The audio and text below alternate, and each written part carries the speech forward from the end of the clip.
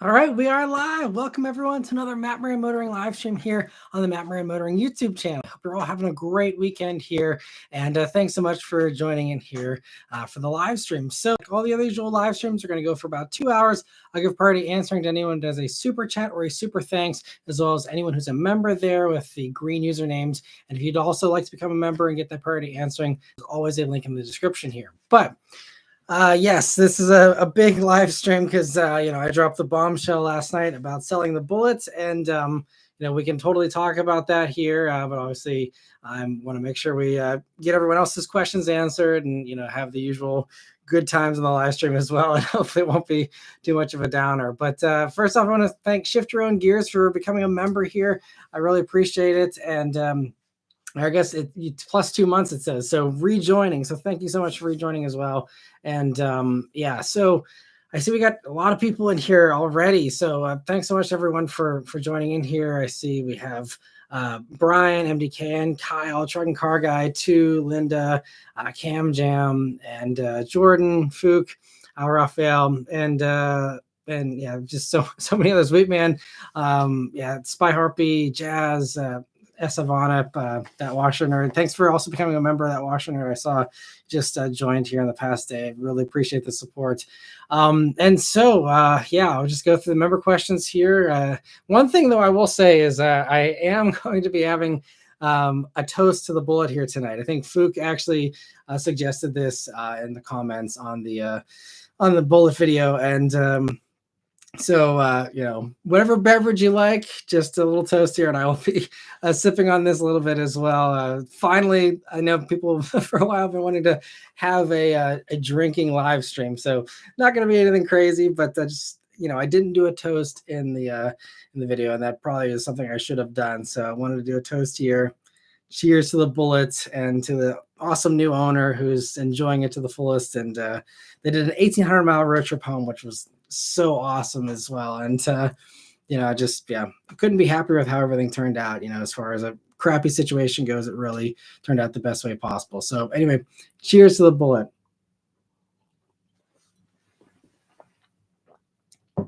And MDCan, appreciate the hearts there for the drink. MDCan says, we love you, Matt. It was tough making that video yesterday, but you have all 300,000 plus of us rallying behind you. Gonna miss it. I really appreciate the support. It was, there's over 1,000 comments on that video, so I apologize if I haven't responded. I usually, as many of you know, am really good about responding to basically everyone that has a question or take the time to write a comment that's directed towards me. And so, that's just something that, I apologize. I haven't been able to answer all the comments and questions and all that. But I've been reading through them, and I'm hoping to get back to, some more here this week. But I appreciate all the hearts and all the love, everyone. And Linda, thank you so much for an amazing super chat. That's totally unnecessary, but I really, really appreciate it.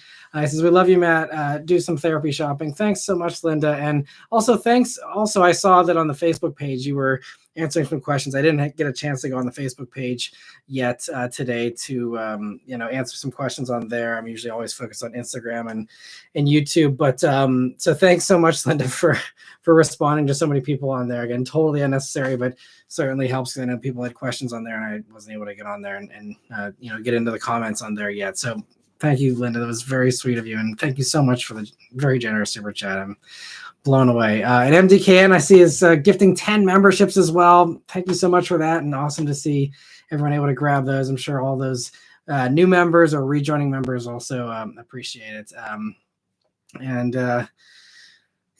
Really feeling the love. And Fook, thank you so much for another super chat as well. So I'm still at work, can't drink with you, but here's my drink to the bullet. Thank you for that as well. And BJJ, thank you so much for a very generous super chat as well. You guys are blowing me away here tonight. I really was not expecting all of this, to be completely honest. But thank you for your first super chat, and cheers from Hershey.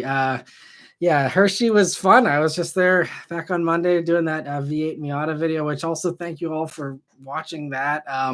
I think that video really was kind of like the perfect storm of so many things. I have so many fans of JDM stuff and so many American Muscle fans, and that V8 Miata just perfectly blended the two. and also I had the luxury of being like the first person to drive that car outside of the shop that built it, and no one's really done a V8 Miata video in years, so that was kind of an amazing opportunity, and clearly that shows off. I wish those kind of opportunities came around more often, but very, very thankful for that one as well. And Raphael, thank you so much for a very generous super chat as well. He says, I feel for you. I'm the last in the family house and almost lost it because I couldn't afford it. Just barely saved it. It's a tough situation. Well, I hope things get better for you as well. Yeah. And that's one of the themes I was picking up on in the comments in the past day here is, a lot of people have said, yeah, I sold my car this year. I sold my car recently, struggling with, housing. I mean, we're really in tough times. And, this is one of the reasons why, like, I've been wanting to do reviews of more affordable cars, and I've been turning down more expensive stuff this year, and just really, because everyone's, seeing car reviews of all these cars are super expensive, and it's like, who has the money anymore? Like honestly, like, who has the money? It's just, there's some people that are doing really well right now, and my hat's off to them. But it seems like the theme is a lot of people are really in a tough spot here, and so it's good to feel like you're not alone, and we're all in this together, and hopefully we all find our way to better times soon. But thank you, Raphael, for the very generous super chat. And S. Vaughn, thank you for a super chat as well. I said, just want to say that in spite of everything, I really appreciate you keeping the playlist up to date. Seeing the bullet playlist get updated was bittersweet. Yeah, well, thanks so much for paying attention to the playlist and watching those. And I mean, S. Vaughn, by the way, for anyone who missed, I think it was in a prior live stream a while back, he actually went through and watched like all the mini weekly updates, and he probably remembers half of my journey better than I do at this point, because he really went through and binged a bunch of stuff, and I really appreciate the support and that time investment. And so thank you so much, Savannah, for the very generous super chat and for all your support. And Luke's Cars and Stocks, thank you so much for the super chat as well. He says, Matt, what did you sell your Bullet for? Didn't sell it for anything. Like I mentioned in the video, just needed the money, and I always have a press car to drive most of the time, and my wife has her car still. So I'm going to not have a car for the first time in my life, which is kind of scary to think about, but I think it's going to be fine. Again, with all the press cars, I think I'll be totally okay. So this isn't like the typical YouTubers. I know everyone's so used to seeing people even have these emotional videos getting rid of a car, and then the next day they got some other crap that they're taken to 1,000 horsepower, whatever. This isn't that. As most of you know, I am not that type. I am not not the type to play with people's emotions, do crappy clickbait just to get views. The Bullet is gone for good. There's no replacement on the horizon. If I find myself in a position where like I don't have a lot of press cars down the road, or I keep finding myself needing a car for some reason, and I can't cover it with the press cars in Beth's car, then I mean, of course, at some point in my life in the future, I will probably buy a car again. But for right now, saving not only the a car payment, but also car insurance, which is very expensive as well these days. Saving that, it in all the ways, it's just better to not have a car right now, for me. And it's kind of a running joke in the auto industry that, at least as far as automotive journalists, like half of them don't own their own car, because again, we all have these press cars all the time. And so it's kind of one of these things people like to pick at, like, oh, they don't even actually own a car, so why are they giving car advice? That kind of thing is a common theme sometimes. But anyway, and Brian, thank you so much for a super chat as well. He says, sorry about the Bullet, Matt. Interest rates in Canada are awful too. I wanted an IS500, but now I'm looking at a 2023 Maxima as my daily driver. Yeah, interest rates are really tough. And I mean, I've been telling people for a while now, if you're not paying cash, or you're not getting a heavily subsidized, loan with, the manufacturer kicking in, some discounts there to, give you a low APR for, however long, unless you're getting some kind of deal like that, it doesn't make sense to buy a new car, which again is terrible to say as someone who makes his living off of reviewing new cars that I'm hoping people have interest in, so they watch the video. But, again, I'm a straight shooter, and, it's a bad time to buy a new car. We have a lot of great options out there. I love the options that are out there. It's just, again, wages are not keeping up with, all the other inflation and stuff. And so, it's just the way it goes. So sorry to hear that you're not able to, get the IS 500 here just yet, but hopefully you can get one eventually. Amazing cars, absolutely. The Maxima is great too. It's super comfortable. It's still punchy, and not a bad compromise either there. So best of luck to you, Brian. Thank you so much for the super chat. And Yuvender, thank you so much for a super chat as well. He says, "Hey Matt, I hope you're having a good time." Yeah, I'm doing better. It's been a rough couple of weeks there, as you can imagine, but just having cashing that check, for the bullet, and being able to put that towards other things definitely, felt good as well, and helped to lessen the pain a little bit. And yeah, it's one of those things like a breakup or something where every day it hurts a little bit less, and you still have some days where you miss it and stuff. Really, the thing for me is walking by the garage and seeing an empty garage space now. It's like a real reminder of like it's not there anymore, and there's a giant gaping hole in the garage that used to be filled with that car. So that's really the only thing that really reminds me a lot, and isn't fun to experience all the time, but I'm getting through it, and it is what it is. There's way bigger problems in the world right now than someone losing their car. So I'll be just fine. And Spy Harpy, thank you so much for super chat as well. It says, "I lost my first NSX at the track and shed a tear when I saw it go away. 3 years later, I got back into an NSX that I own currently. I hope to see a bullet in your future again." I really appreciate that, Spy Harpy, and glad to see that it all worked out for you, even if it was a little bit of a bumpy road there as well with losing the first one. But I appreciate that. And there was a lot of people that have commented really inspiring stories like that, where they were down on their luck, they turned it around, and now they're better than ever. And I'm hoping that it's only up from here. Hopefully we will see. Like I said, at this point, it's just the focus is trying to keep this channel alive. And so I'm not quite out of the woods just yet, but hopefully things will improve. And Ted, thank you so much for a generous super chat as well. I really appreciate that. I didn't see any comment attached to that, but I appreciate it. And I will keep an eye out, Ted, if you have any other. I see you said cheers to the bullet there. And so yeah, cheers to you as well, Ted, and for everyone for the support. Really was not expecting this much support tonight. And I feel so incredibly grateful. I'm going to end up repeating myself over and over, but it really means a lot. It means more than you guys know.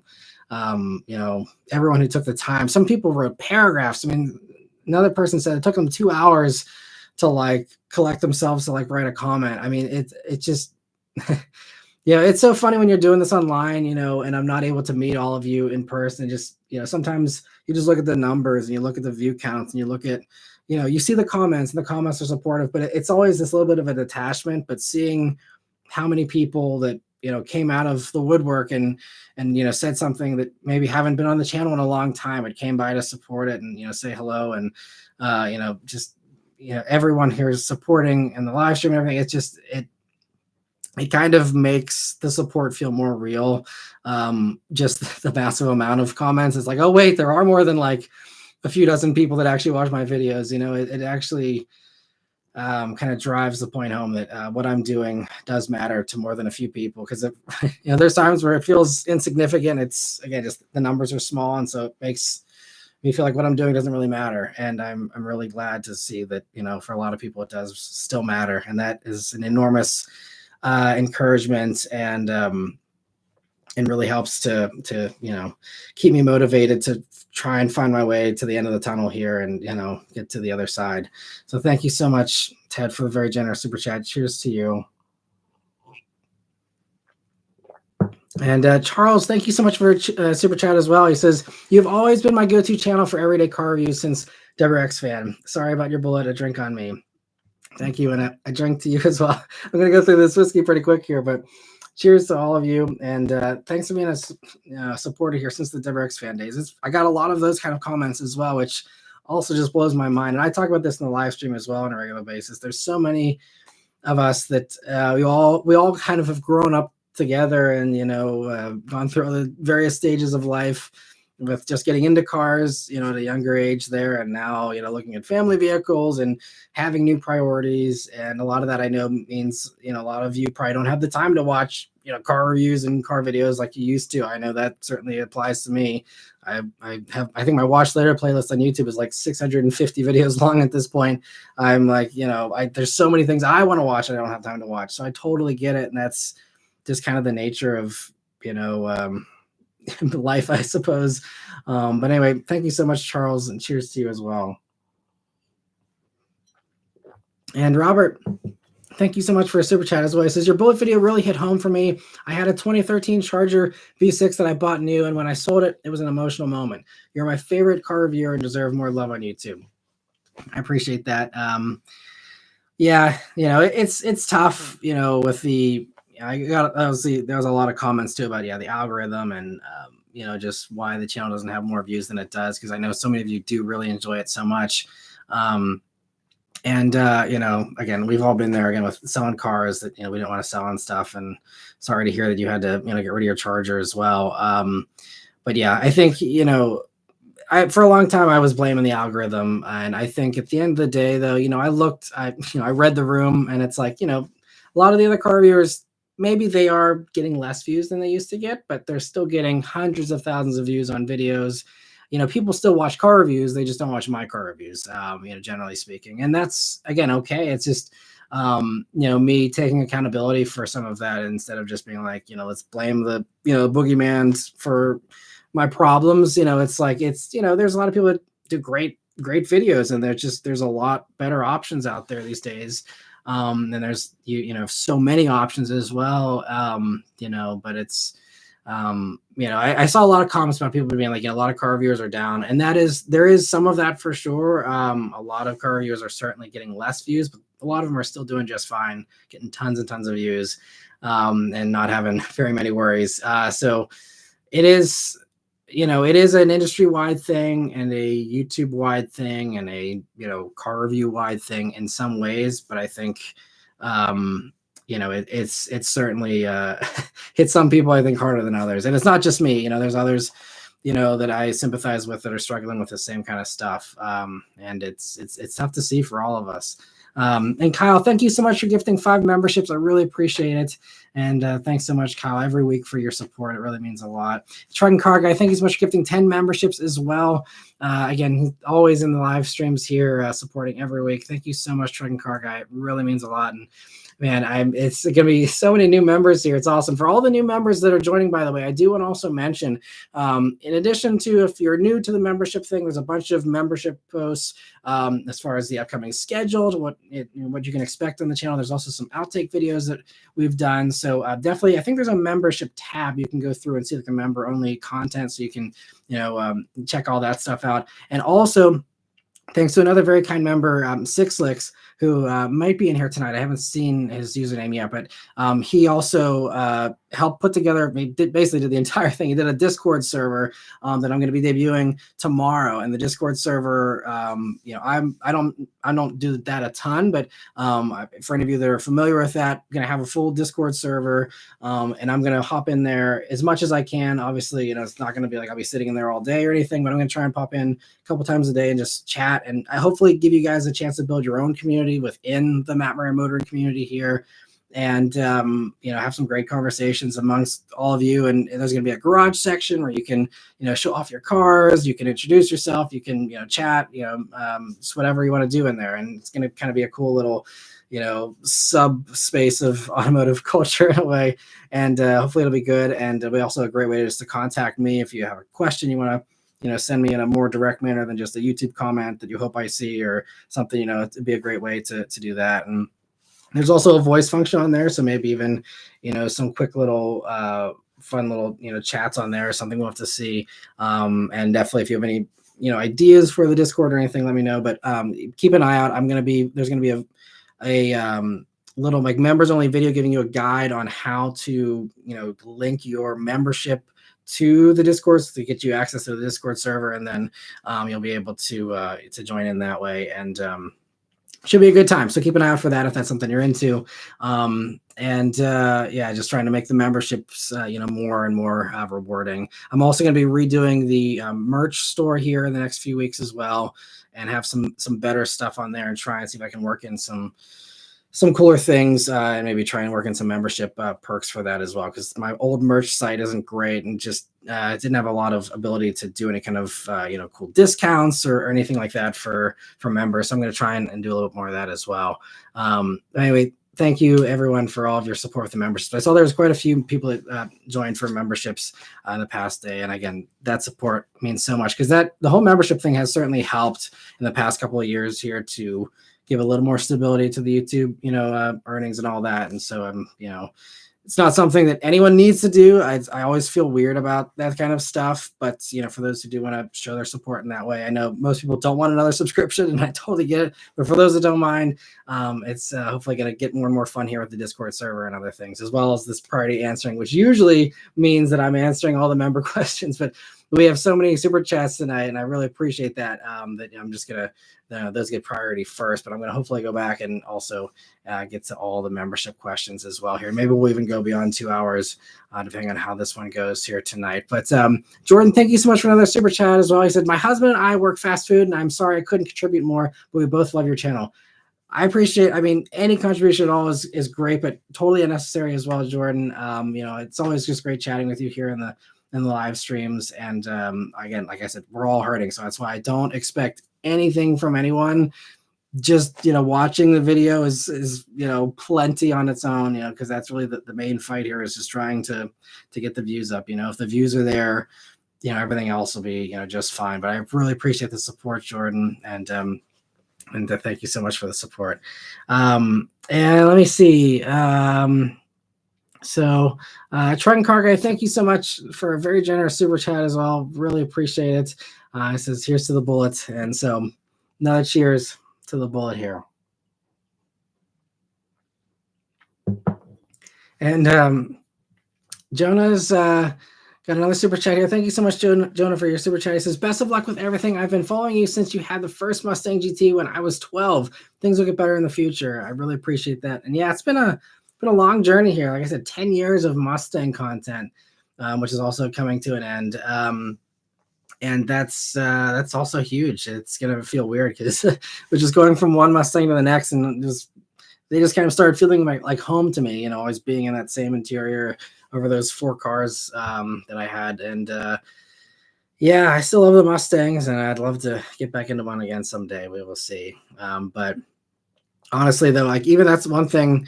Sorry for the little random tangents tonight, but a lot of people were saying, they hope I get another Bullet someday or something like that.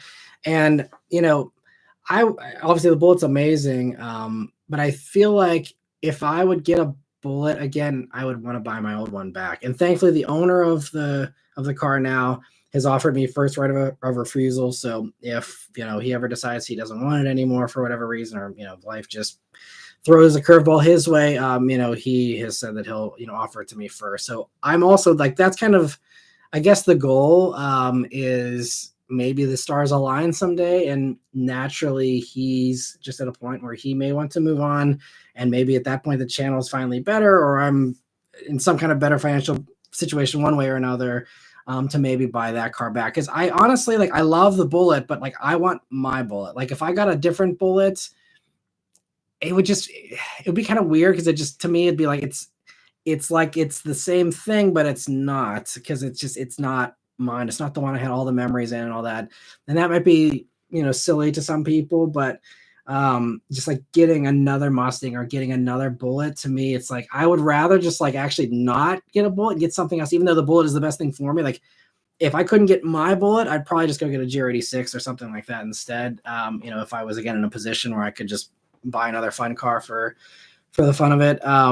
But yeah, I feel like it's going to be either my Bullet or nothing, as far as if I want to get back into a Mustang.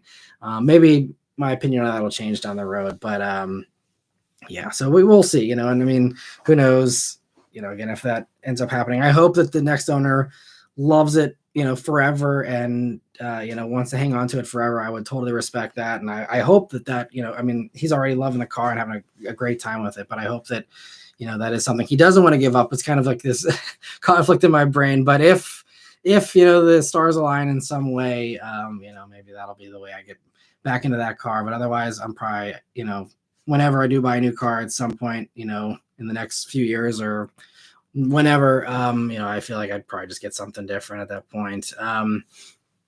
But Luke's Cars and Stocks, thank you so much for another super chat. He says, you're like James Cameron. Both are skinny guys, but you're more harmless than him. I don't get the James Cameron reference, but I appreciate the super chat and the comment there. And Luke, thank you so much for a super chat as well. He says, I've never had a car I was over emotional to sell. Sometimes I felt sad for a few days. I'd say my 2015 Civic Si was a bit more emotional than average. Yeah, and a lot of people, even car people, it's just a car. It's kind of the funny thing. I was talking with Jason Fensky, and he was telling us, about getting rid of his car, getting the new Maverick that he just got. And for him, it's just like it was just a car with a Crosstrek that he had. He loved it. It was a great car, but for him, it's just a car, and he's a car guy. I mean, through and through. It's just there's different types of car people. Where some people, they're flipping a car every year, and they like trying new things and doing all all over the place, and that's totally valid and a totally fine car experience. But I think me and a lot of other people also, it's just this deep sentimental thing. It's like a member of the family. It's like losing a pet or something like that. Not to lessen the loss of a pet, but for me, it's it's kind of that similar level of a family member almost. Again, it is just a car. It is a piece of metal. It's not a living being, in the technical sense of the word, but it's that kind of a connection, and all the memories and all the joy it's brought and all the safe travel it's provided me, all that kind of stuff. It's just it's one of those things, at least for me. It's really, like, cars work their way into my heart. It's even some of these press cars are hard to give back. I mean, I'm not shedding tears over them, but it's sometimes I'm like, man, that was a great week with that car. Like, I really wish I didn't have to give it up. And Ethan, thank you so much for super chat there. I really appreciate it. I didn't see any comment connected to that, but thank you for the support, Ethan. And if you have any other questions, I'll keep an eye out for those as well. And Rafi, thank you so much for a very generous super chat as well. He says, I felt every emotion in the video. Sending love your way. I've been subbed forever, so I feel like I've been through the journey with it. It hit home. God's got a plan, and let's see where the journey takes us. Love you, man. I appreciate that, Rafi. Thank you so much again for, all the comments, all the supports. It's great to. It's great to see. I really appreciate, those of you who, do comment on a regular basis. I always appreciate that. I noticed that, and I really, it really means a lot to see, familiar faces, so to speak, here on the channel. And so thank you so much. And thanks for all the hearts and the support there with the little emojis, everyone. I really appreciate that. And it's like I said, definitely feeling the love here tonight. And it's also, we got like double the viewership of what we usually have with these live streams as well. So it's, I'm really glad. And I'm hoping that maybe the YouTube algorithm kind of recognizes this, and some of you that maybe are, coming back, have been gone for a while, or just, again, haven't had the time, hopefully this helps the algorithm be like, hey, look, like there's still some people that maybe don't watch every day, but people that still like, care about this channel and want to see, some stuff on here. And maybe the algorithm will finally start pushing stuff. But just for anyone who's wondering, the algorithm highly favors recent watch history. So if you haven't watched something recently, it's going to just basically, act like you're unsubscribed and never show anything. So that's the way to, even if it's just every once in a while or playing something in the background, if you want to keep stuff in your feed, that's the way to do it. Or you can just turn on notifications and things like that. But for those who don't want to be pestered with notifications, it's all about the recent watch history for the algorithm. And two, thank you so much for a super chat as well. It says that bullet video was sad, but did anyone realize that was the basement? You can see the blood stain slightly under the bullet. So two, as a running joke here in the live streams, for anyone, since we have a lot of people that probably aren't familiar with the inside joke, that two jokes that he is chained to the radiator in my basement and is churning out content and all that. So he too keeps us laughing in these live streams. And thanks so much for chiming in here too. But yes, that was a rare look at my hideously dirty garage, complete with the dirty drain there, as you noted. Yeah, that's why I don't do a lot of garage videos, because it's not a pretty garage. But maybe someday I'll have the time and the money to spruce it up a little bit there. But for now, it's functional and gets the job done. And Jordan, thank you so much for a super chat as well. It says pull for Matt Maran steering wheel cover.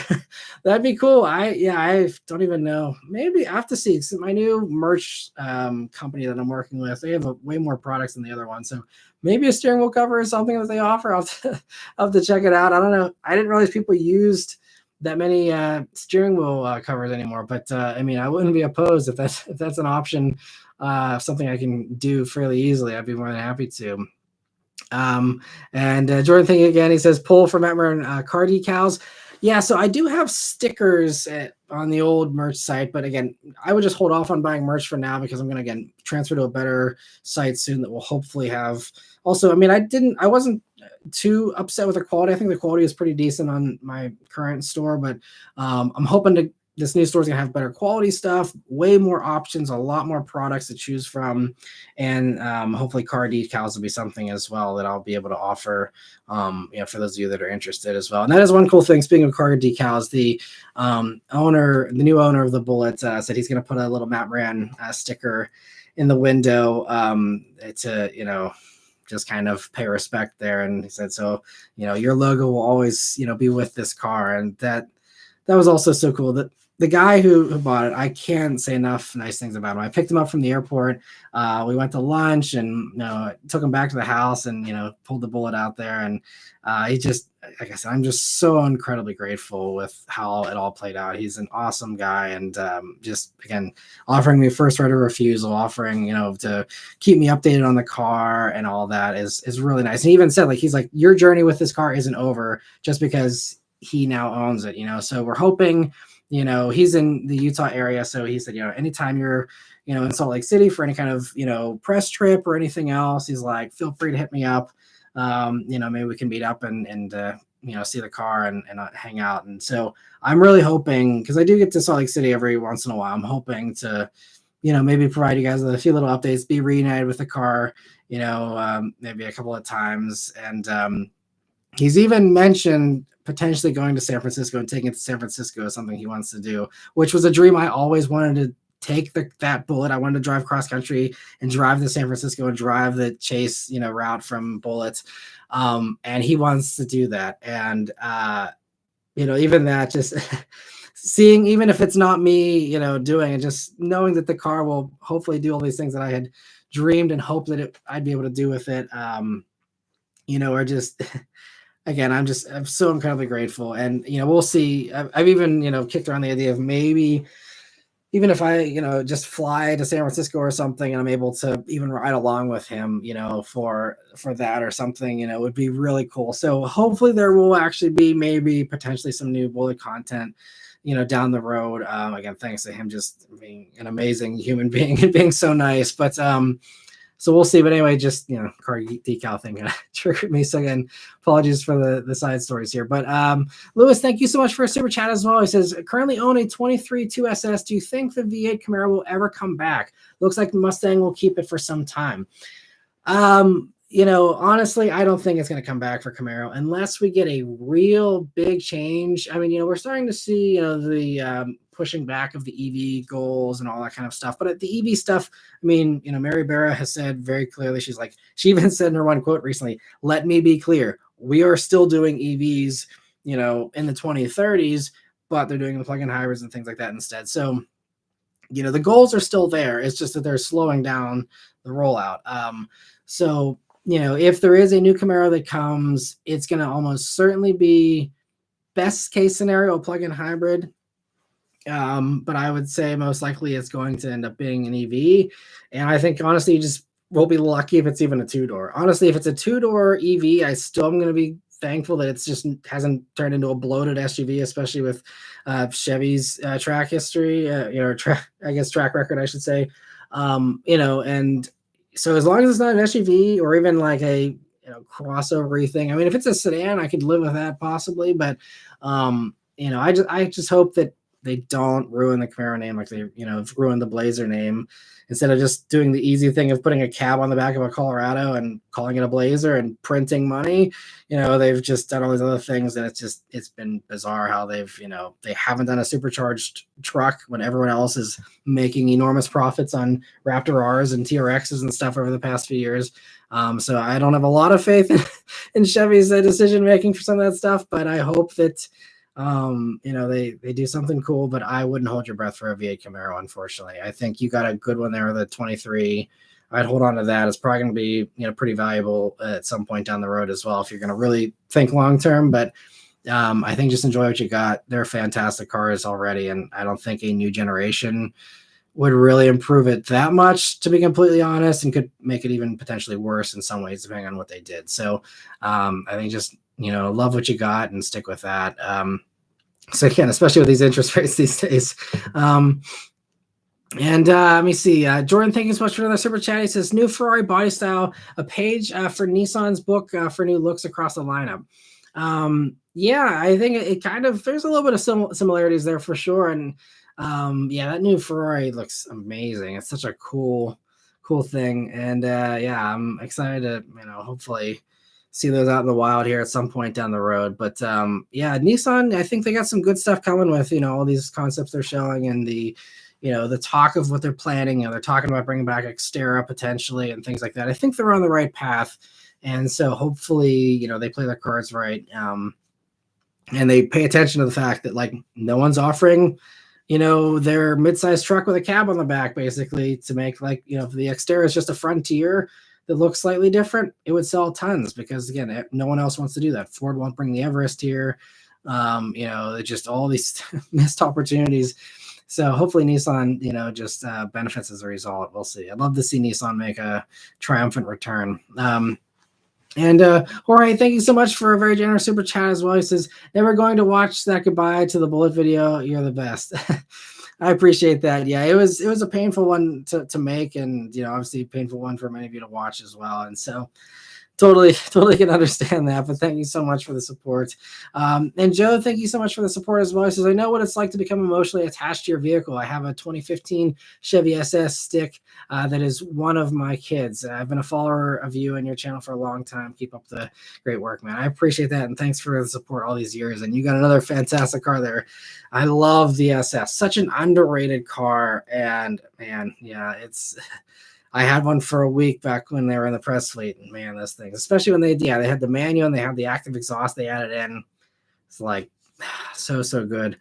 It's such a shame they didn't do more with that car and help it to live on. But anyway, thank you so much, Jeff, for the super chat. And Lewis, thank you so much for the super chat. He says, how long do you expect the IS500 to stick around? Probably not long. We're seeing V8s. Even, the V6 is dropping out of Toyota pretty fast. So I can't imagine the NA V8 is going to stick around much longer with Lexus.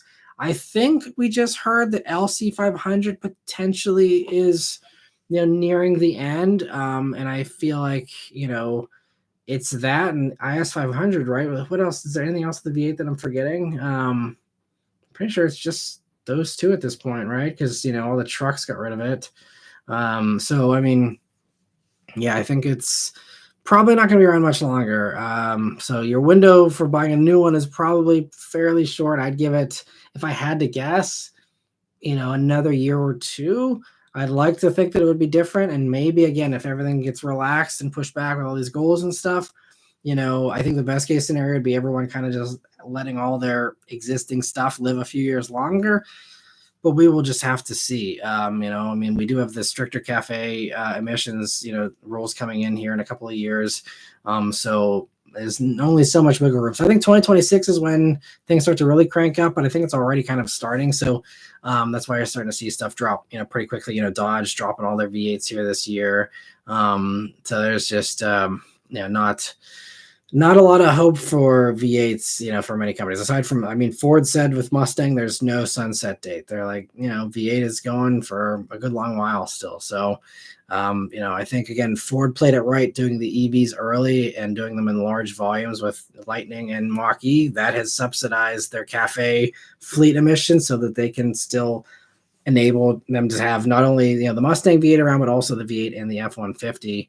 It's like I think the base engine now for 2024 is the V8. So that's because they can build the gas guzzlers because they have all the other EVs that are really boosting their averages.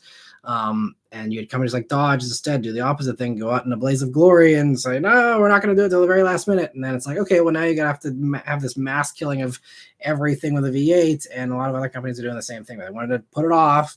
But if you got ahead of the ball, then you'd be able to, still keep that stuff around. So I don't give Ford a lot of credit because they do some really bizarre things and they're not great to work with. But I think Ford played the 2020s correctly here so far, potentially. I mean, they're not perfectly. They could do more hybrids and stuff, and I think they're missing opportunities with Maverick and, again, Everest and other things like that. But I think that overall, at least as far as weathering this transition, I think Ford's doing pretty well so far.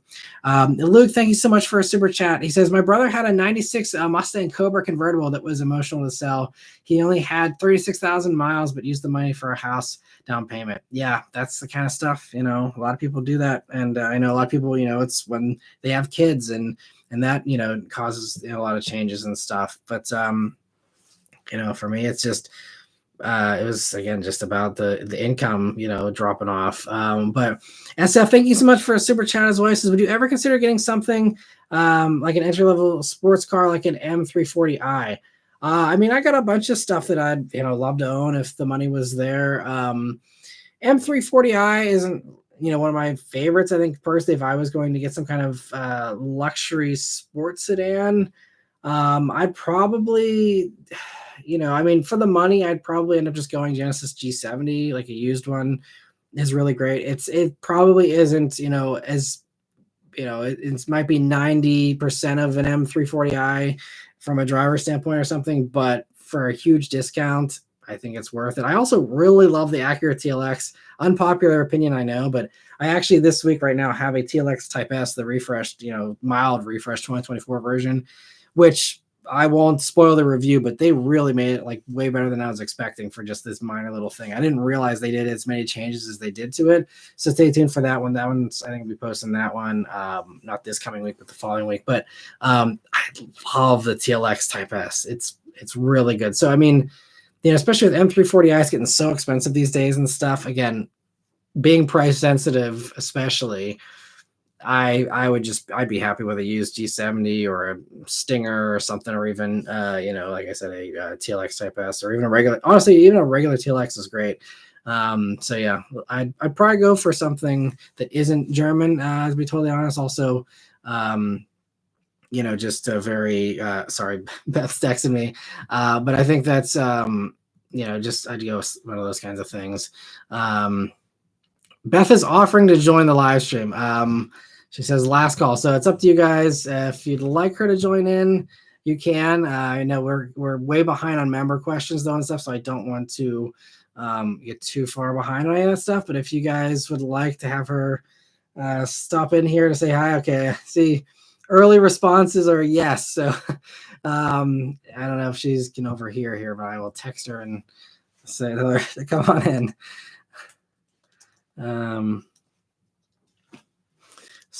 And we can still keep answering car questions and all that, but she's always happy to give her 2 cents on stuff, and she always makes the live streams much more entertaining because she can she knows how to push my buttons and stuff, and it's always very entertaining here on the live streams. But Jaden, thank you so much for becoming a member of the Matt Maran Motoring Club here as well. I really appreciate that. And Jordan, thank you so much for the super chat. He says, go over 2 hours, Matt. Just respect to the misses, I think is what you're saying there. But we could potentially go longer here. We got, another hour and 15, even if we stick to 2 hours, but we'll just see how this keeps going. But if we're still having a good time, I can't stay out too late here, but I'm more than happy to keep chatting and having a good time if everyone's having fun. And Fuchs says, bring her in for the drinks. Yeah, she's not much of a drinker, so I'm not sure if she will join with a drink, but she can certainly give me a refill on this here once I'm done if we need that. But Kyle says she needs a glass too. All right, the pressure's on now for Beth to get an alcoholic beverage here before she comes in. And MD Can, thanks so much for being a member for 25 months. I mean, over 2 years is, I really appreciate that support. He says, did you hear about the insane F1 win at the Miami GP for Lando Norris? His first GP win. I couldn't stop jumping for an hour. I wish I had time to watch F1. I had no idea. I'm way out of the loop on that, unfortunately, which is a shame. But yeah, just good for him. I don't even know. I've heard the name, but I don't even know really anything about him or any of that stuff. But yeah, I'd love to get into motorsports someday. But SF, thank you so much for a super chat as well. It says, generally speaking, what is your take on the new Charger? Do you think Dodge could make the right call by bringing back the V8? I don't think a V8 is going to happen. It's, really like dead for sure. I think, the best thing you could see is the Hurricane with a plug-in hybrid or something like that. But I think that there's no chance of the V8 coming back. I mean, it'd be great if they can find a way to do it and get the, she's slowly sliding in the chair here. So you're done. Building suspense. Now, yeah, so I feel like it's going to be something else electrified. I mean, it'd be cool. I think Motor Trend a while back had a rumor that it was going to be plug-in hybrid naturally aspirated V8. That would have been cool. But again, they're getting rid of all their V8s. So the supply chain for all that is drying up. And unless there's some big surprise and they got some new V8 coming, really soon, I feel like it's just, that's the kind of stuff that takes a long time to tool up, to get the production in line, get everything, geared up. I mean, that takes years. So I feel like there's not going to be any V8s anytime soon, outside of, I guess, maybe the heavy duty trucks. But even that, I wouldn't consider a guarantee forever. We'll have to see. But anyway, yeah, I think that they could do something cool with the new Charger. I did do a full in-depth tour of the new Charger whenever that first, came out. So definitely check out that video if you haven't. Beth's over here messing with me. Yeah, so I Charger is going to be interesting to see. I'm hoping to drive it this summer and try it for myself. I'm willing to keep an open mind about it, but I think they got an uphill battle ahead of them. I'm really excited for the creativity with the electric one, with the exhaust and, all the different things they're trying to do to, make it more exciting for an EV instead of just giving up and having it be silent.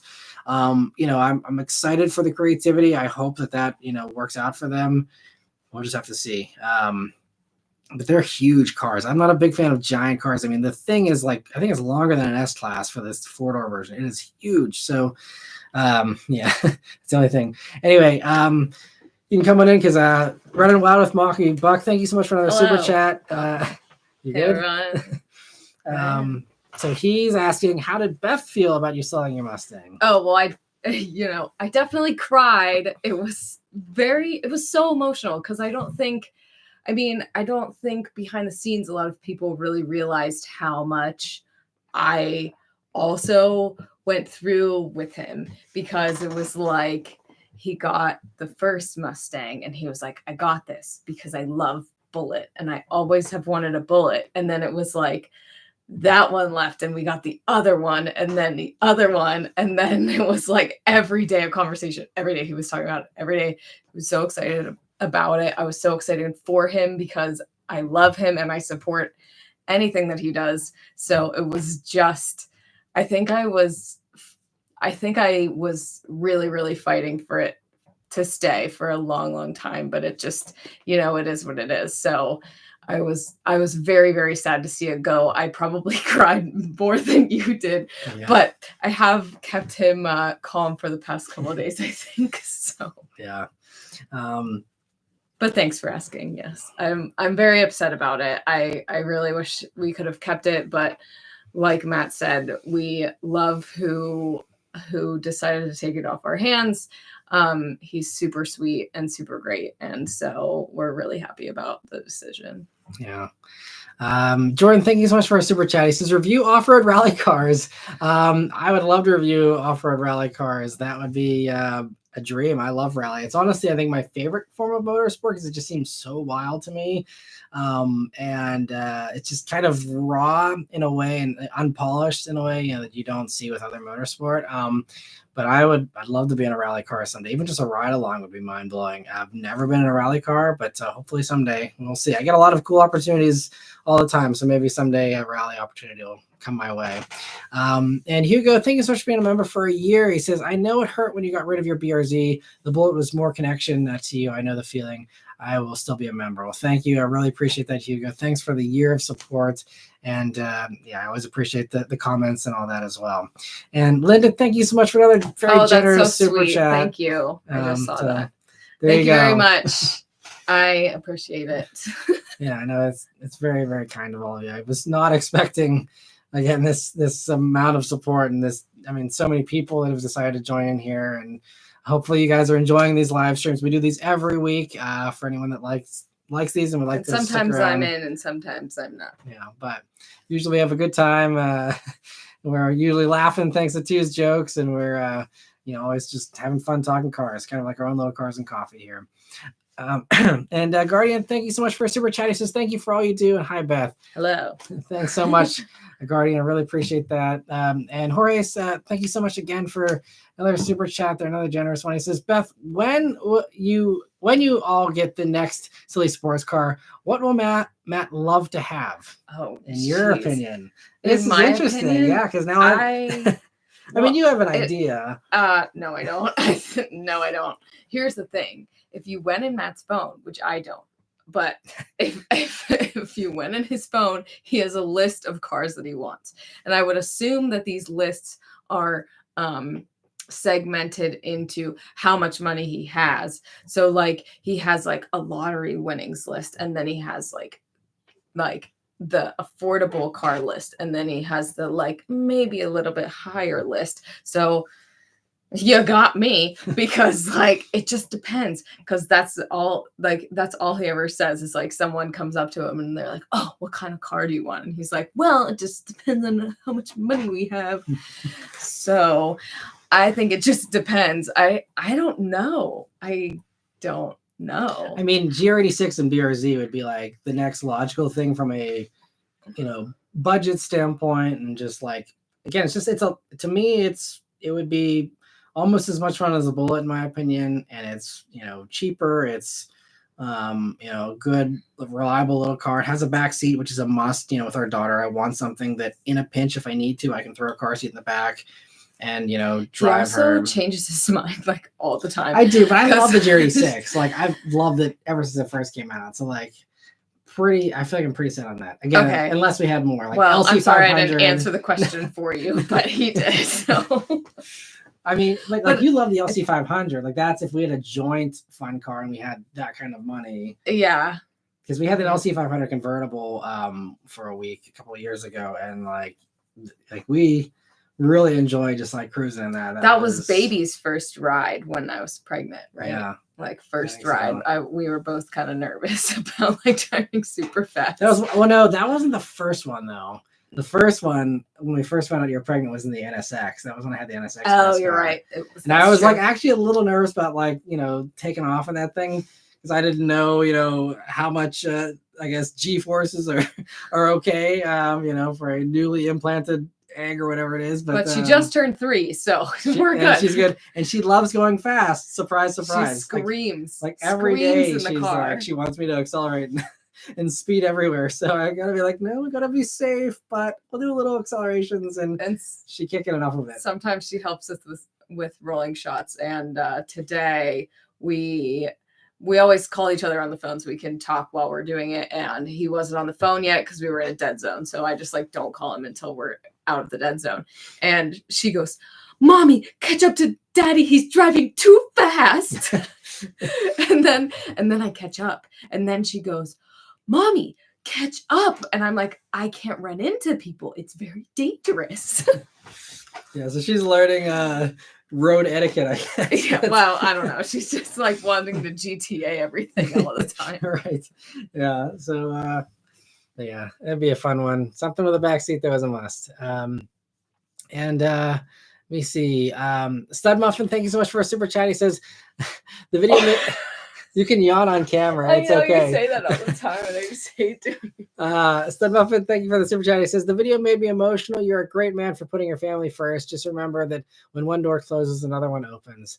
Yeah, I really hope again that it all works out, and I'm able to. It's really just I really want to keep doing this job. I love all of this, and so that's But I mean, yeah, that's been my way to success so far in life, or what used to be success, was just following the open doors. I had a lot of closed doors in my life, but I followed the open ones, and they led me to this. And I've again just been so grateful and fortunate to have so many nice people in this industry that gave me opportunities, that took a chance on me back when I was, a relative nobody in the, YouTube car review space, and was just some kid. Some of the companies that, gave me press cars and invited me on stuff in the early days of YouTube, where it was like, we only just, bring on magazine people, and, inviting or having press cars for this dude that does videos on YouTube. It was, people don't realize, like, that wasn't a thing even like 7 or 8 years ago. It was really kind of this new frontier. And so the fact that,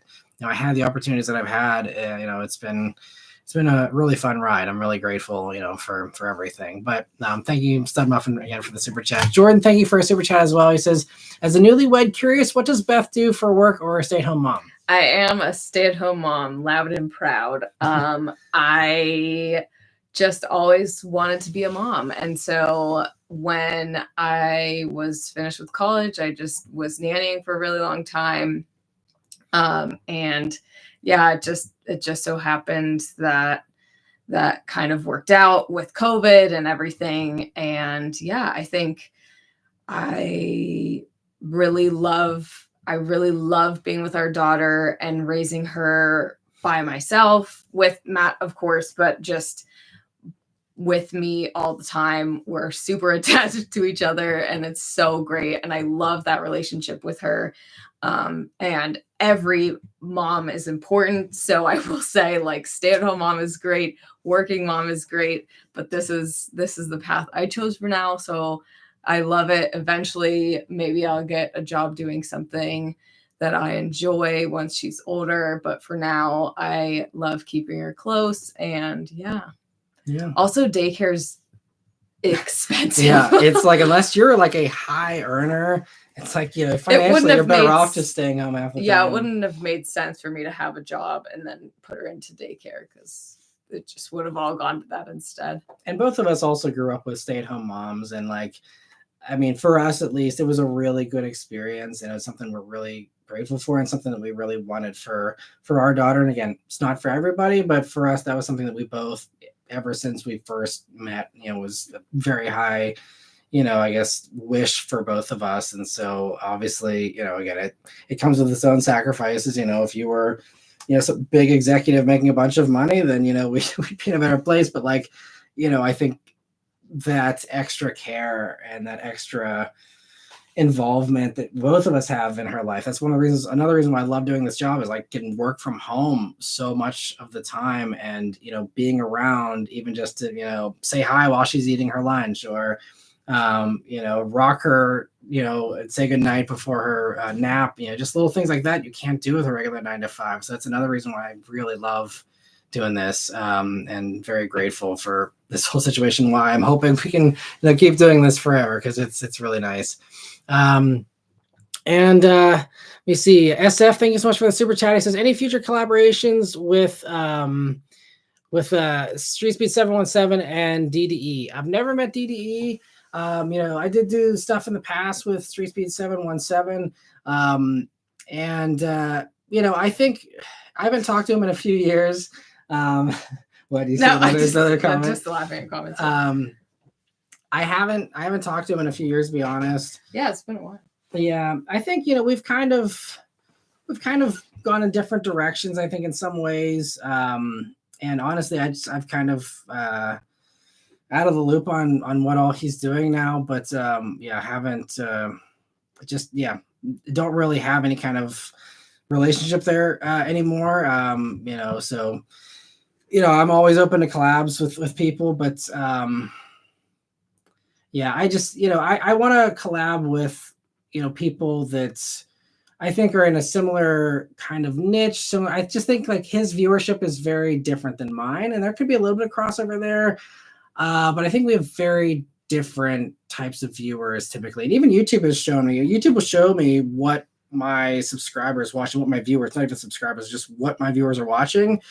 And most of the time it's Doug DeMuro stuff, Savage Geese stuff, Joe Rady stuff, those, most of the other car reviewers out there, there's an occasional, odd video, but it seems like none of my viewers really watch Street Speed either. So, I mean, there's a potential there to maybe get some new followers, but I cover like EVs. I feel like his, demographic doesn't really love EVs and stuff. So it's just, there's just some things there why I haven't been going out of my way to do any kind of collab there. I'm not opposed, and I'd be happy to hear from him and, catch up and see what's going on. But I think we've kind of gone in different directions from where we originally kind of had a lot more overlap in the past. I think we've kind of gone down different paths there. But Chase, thank you so much for very generous super chat as well. I don't see any comment connected to that, but if you have any comment, feel free to say it now. I'll keep an eye out here. And Jordan, thank you so much for the super chat. He says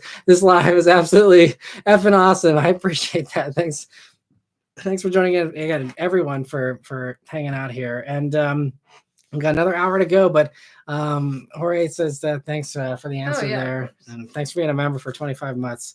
I really appreciate that. I got to do a new member badge for anyone that's over 2 years there to recognize your long-term support. Many of you have. I really appreciate it. And Luke, thank you for the super chat. He says, so when is the emotional Sell the Mach-E video? Honestly, it won't really be super emotional. I love it, but yeah, I'm not gonna. I think I cried when I got rid of the Mercedes. I cried when you got rid of the Bullet. But I also cried when we got rid of the Mercedes because I needed a root canal and I didn't know. So it was really bad. That was a really bad day. You did love that car. I mean, because that last C300 that you leased, I mean, she ordered it exactly the way she wanted. We spec'd it out, and it was exactly what you wanted, Yeah. And I think I just outgrew it, and then I wasn't able to kind of I guess. I didn't know what I wanted as a mom car. And so the Mach-E was I wasn't I was eh, and I just didn't like the colors, and I was very upset about it. But I love it now. But I think before all I wanted was an electric car, because I think I've realized the other day I'm probably super I was fascinated from a young age with electric cars. I really think I was. Yeah. How so? I just remember because I saw an old Prius. This is going to be okay.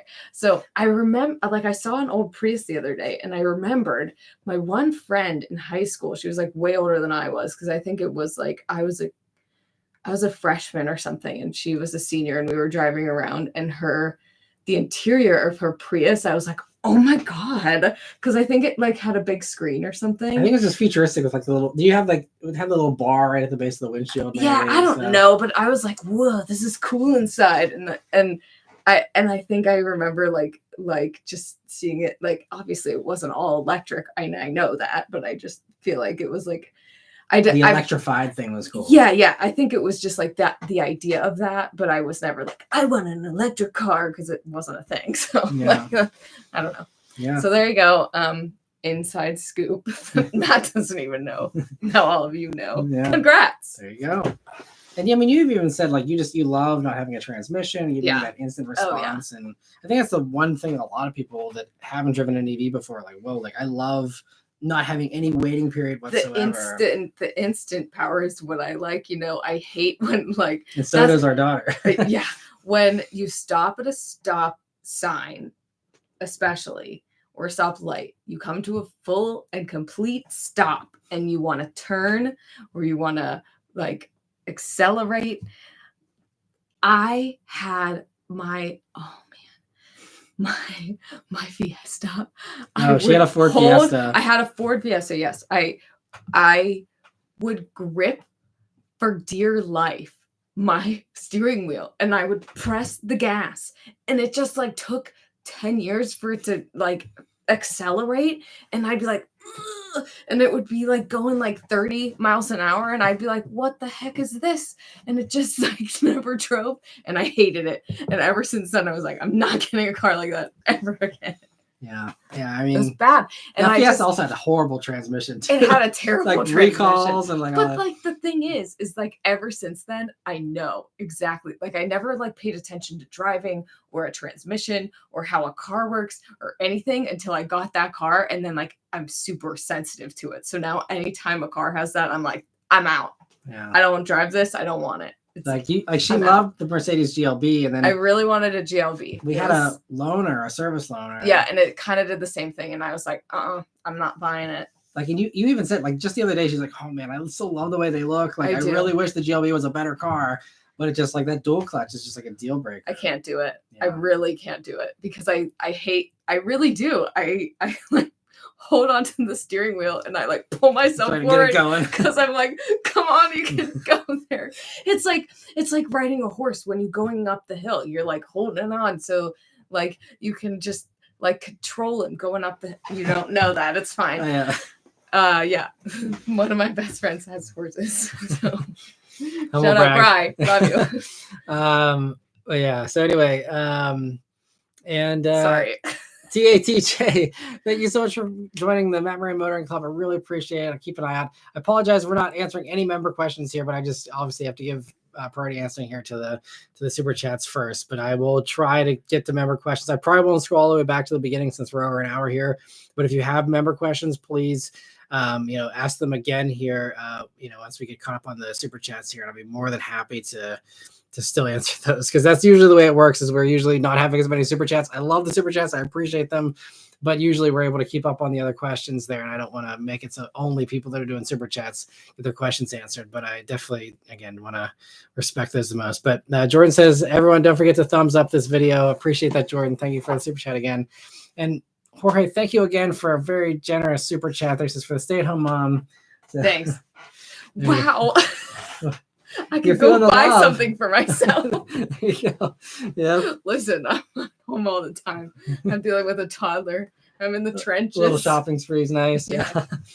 Yeah. So thank you. Thank you. Yeah. Linda, thank you. Also, Linda, for another super chat. She says, I was a stay-at-home mom, and then when my kids went to school, I taught in a church preschool while my kids were in school. It worked out well. Oh, that's super great. Our daughter's at a church preschool right now. She only goes once a week, but it's so much fun. Yeah.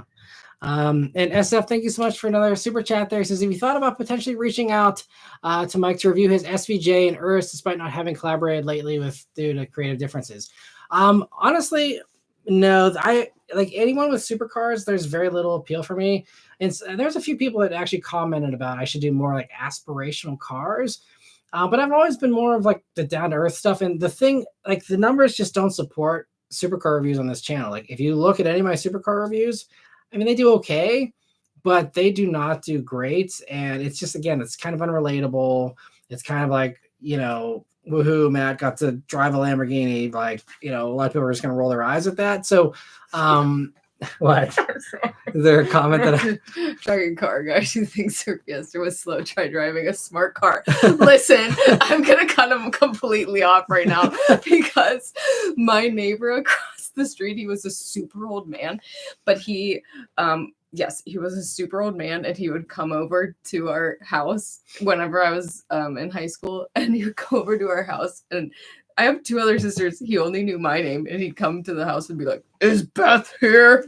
And then my parents would be like, yeah, what? And then he'd be like, I'm going on a trip. Here's $50. And they'd give me $50, and I would just get his mail for him, and that was that. But he had a smart car in his there's a connection. he had a smart car in his driveway, and he definitely like had kids. They all like were super old, and they lived out of town and stuff. And I was like, this man's gonna die, and he's gonna give me a smart car. Because I was like, I want a smart car. I like little cars. That's why I got a Fiesta. Yeah. But yeah, that didn't happen. And that's okay, because I'm glad I didn't get one. And smart car is hands down one of the worst cars I've ever driven. I saw one the other day. Bad. It was blue. Yeah. Sorry. But anyway, so I just, no one really watches supercar reviews on my channel in decent numbers. So that's why I've kind of steered clear of them. Anything once I get over 50 grand, it's usually not a lot of viewership in general. But then especially like the high-end stuff, there's been a few, like NSX did okay, but that's like a JDM kind of thing.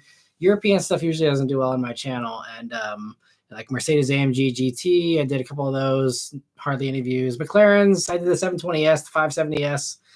They did okay. That was back in my prime though. So compared to everything else back then, they actually didn't do that great. It's just like I can go do a Mustang and get 4 times the views, so it's just like, again, there's not a lot there for me to, want to, drive all the way to Hershey. I mean, again, anyone would be happy to drive, 4 hours to drive a Lamborghini. I know, but with my time constraints, I gotta pick my battles, and just for me, supercars are not one worth pursuing. Again, if I get one offered as a press car, that's fine. Like I'm gonna have a Corvette E-Ray here in a few weeks.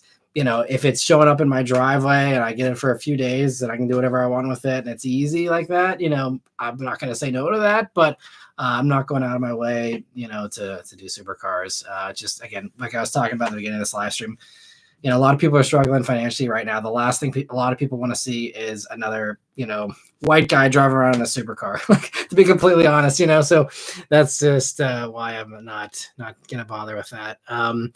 But Running Wild with Mocky Buck says, but Beth, it's a fiesta. I mean, it's a party, right? It's fun. Oh, yeah, it's just so fun. So fun to like push with your hands.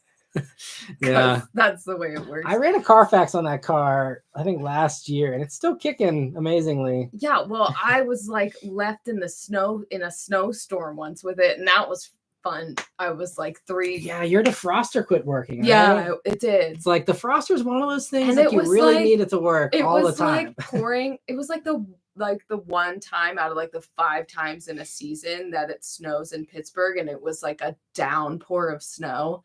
And I was like on my way to work, and then I was like, nothing's happening. I can't see through my windshield. And I called my dad, and he picked me up. But yeah, it's just the worst. Yeah. Yeah, I mean, Fiesta ST is great, but regular Fiestas, hard pass.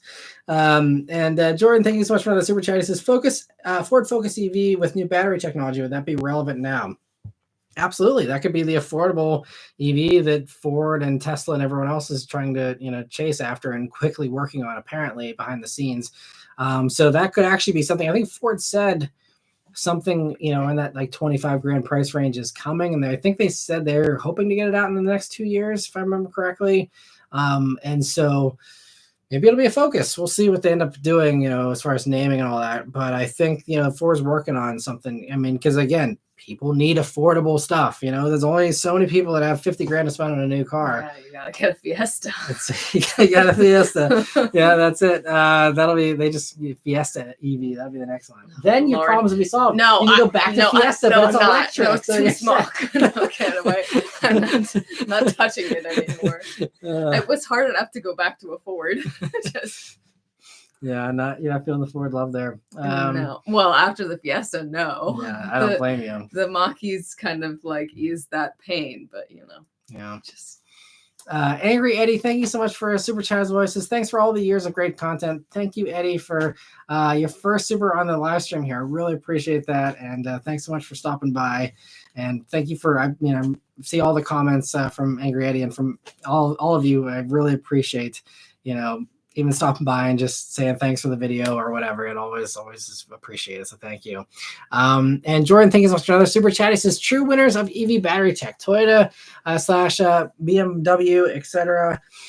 I think that still is to be determined. I think the first company to crack mass production solid state is going to be the winners of the, at least, I guess 2020s, 2030s, as far as battery tech goes, because I think that's really the next frontier. I mean, it sounds like Toyota's got some promising stuff, 600-mile batteries supposedly coming in 2026.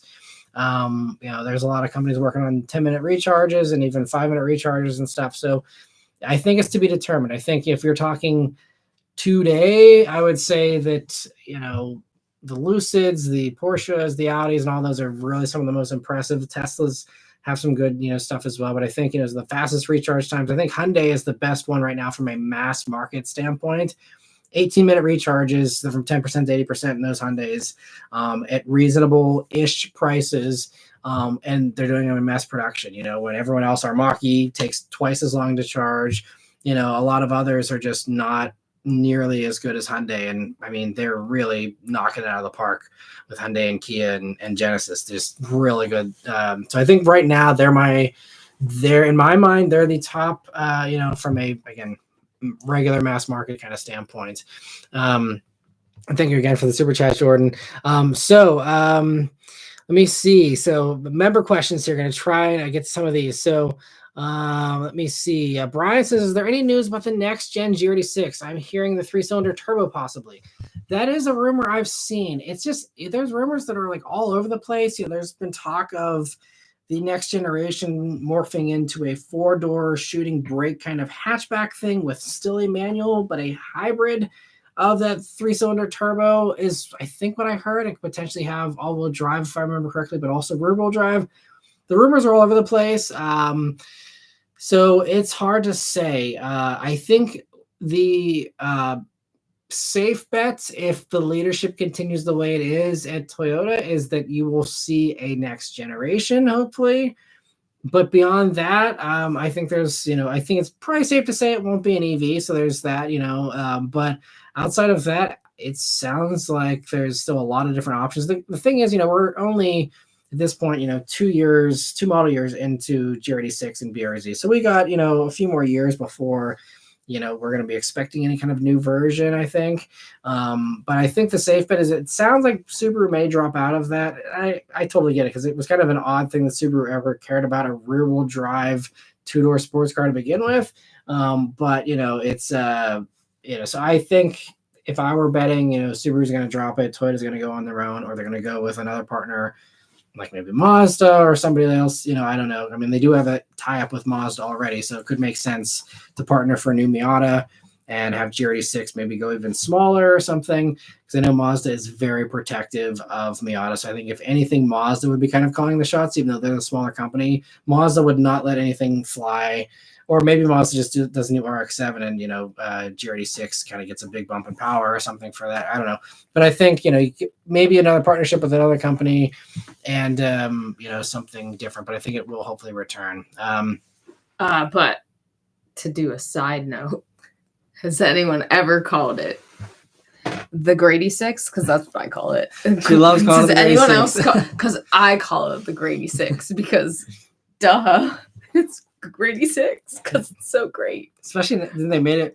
I think it's still one word, or is it two? I don't know. No, it's GR86. Like, well, yeah, but I couldn't remember if they had a space in between it. I think I don't know. Anyway, but yeah, as one word for sure, especially.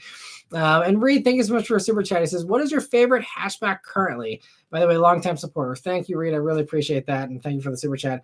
Favorite hatchback currently? Got to be GR Corolla. I was gonna say Fiesta. Yeah, I'm waiting for 2 to come in. He always jokes in the live streams that I'm a Toyota shill. I promise I am not. I wouldn't be selling the Bullet if I was getting paid by car companies. That's for sure. But no, the GR Corolla is just, to me, again, going back to my Subaru WRX fan roots, that car is a spiritual successor to the STI. It's the boosty, high revving thing in the upper RPMs there. It's raw, it's simple, it's not a fancy interior, it's not super polished, but it's raw. And, Type R is amazing. I love the Integra Type S. I'm really upsetting everybody. Oh, yeah. You're welcome. Yeah, Jorge is because of Jennifer Grady 6. So hatchback GR Corolla, short answer. All the hot hatchbacks currently are amazing. It's great. GR Corolla. Are you ruining everyone's perception of the G86 now? There you go. Yep, you're gonna haunt everyone now with Grady 6. You've made your mark on the car community. How do you feel? You're welcome, everyone. I can't believe nobody did that. And what else did I do? Oh, the oh crap, I'm forgetting. Not forgetting. The truck. Which truck? Which one? The TRX. Oh yeah, the TRX. I call the Trex. No. You're welcome.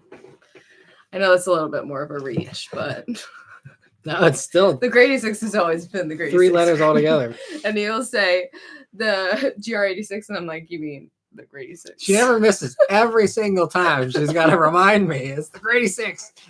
So maybe that's a reason to avoid getting one of those in the future, But because you're just gonna Gravy 6, that's pretty good. Gravy 6, yeah. Someone said Gravy 6 would taste better. So there you go.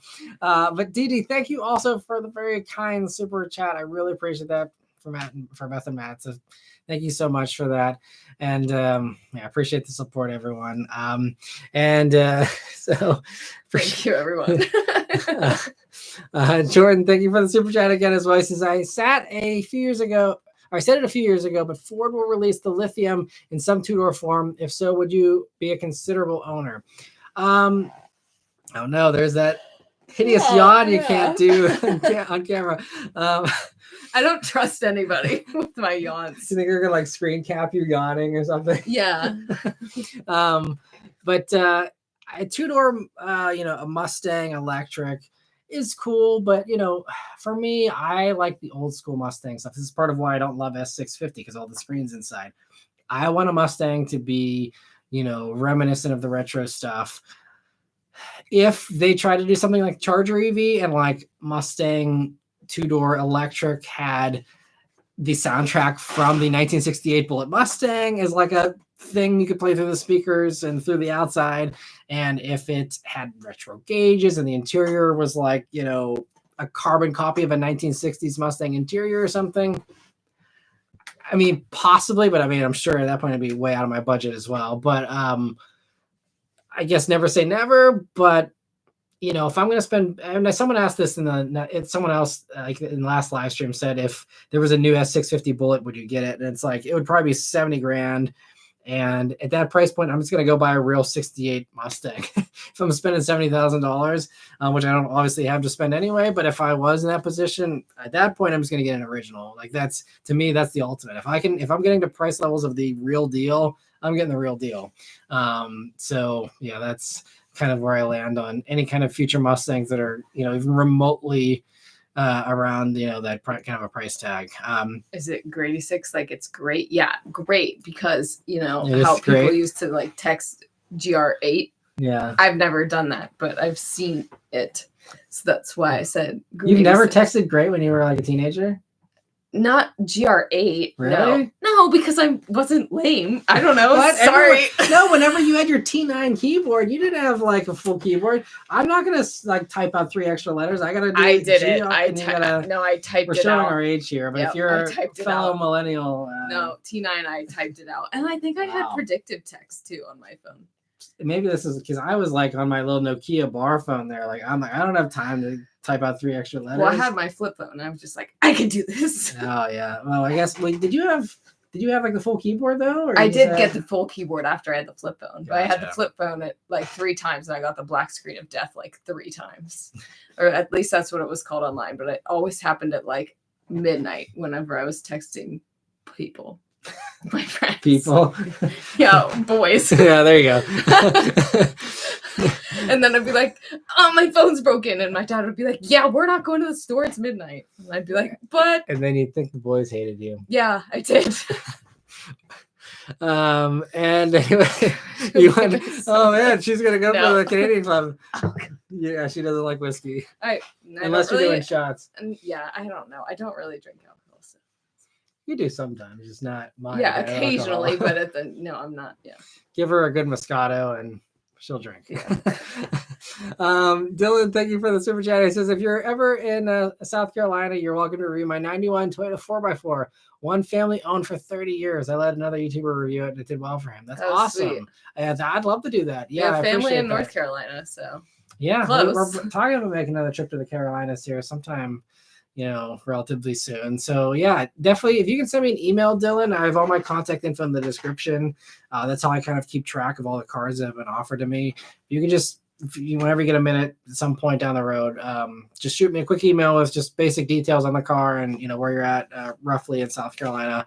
I will add it to my list, and if I happen to be down that way, absolutely, I'd love to review your car. Thank you for the offer and for the super chat as well.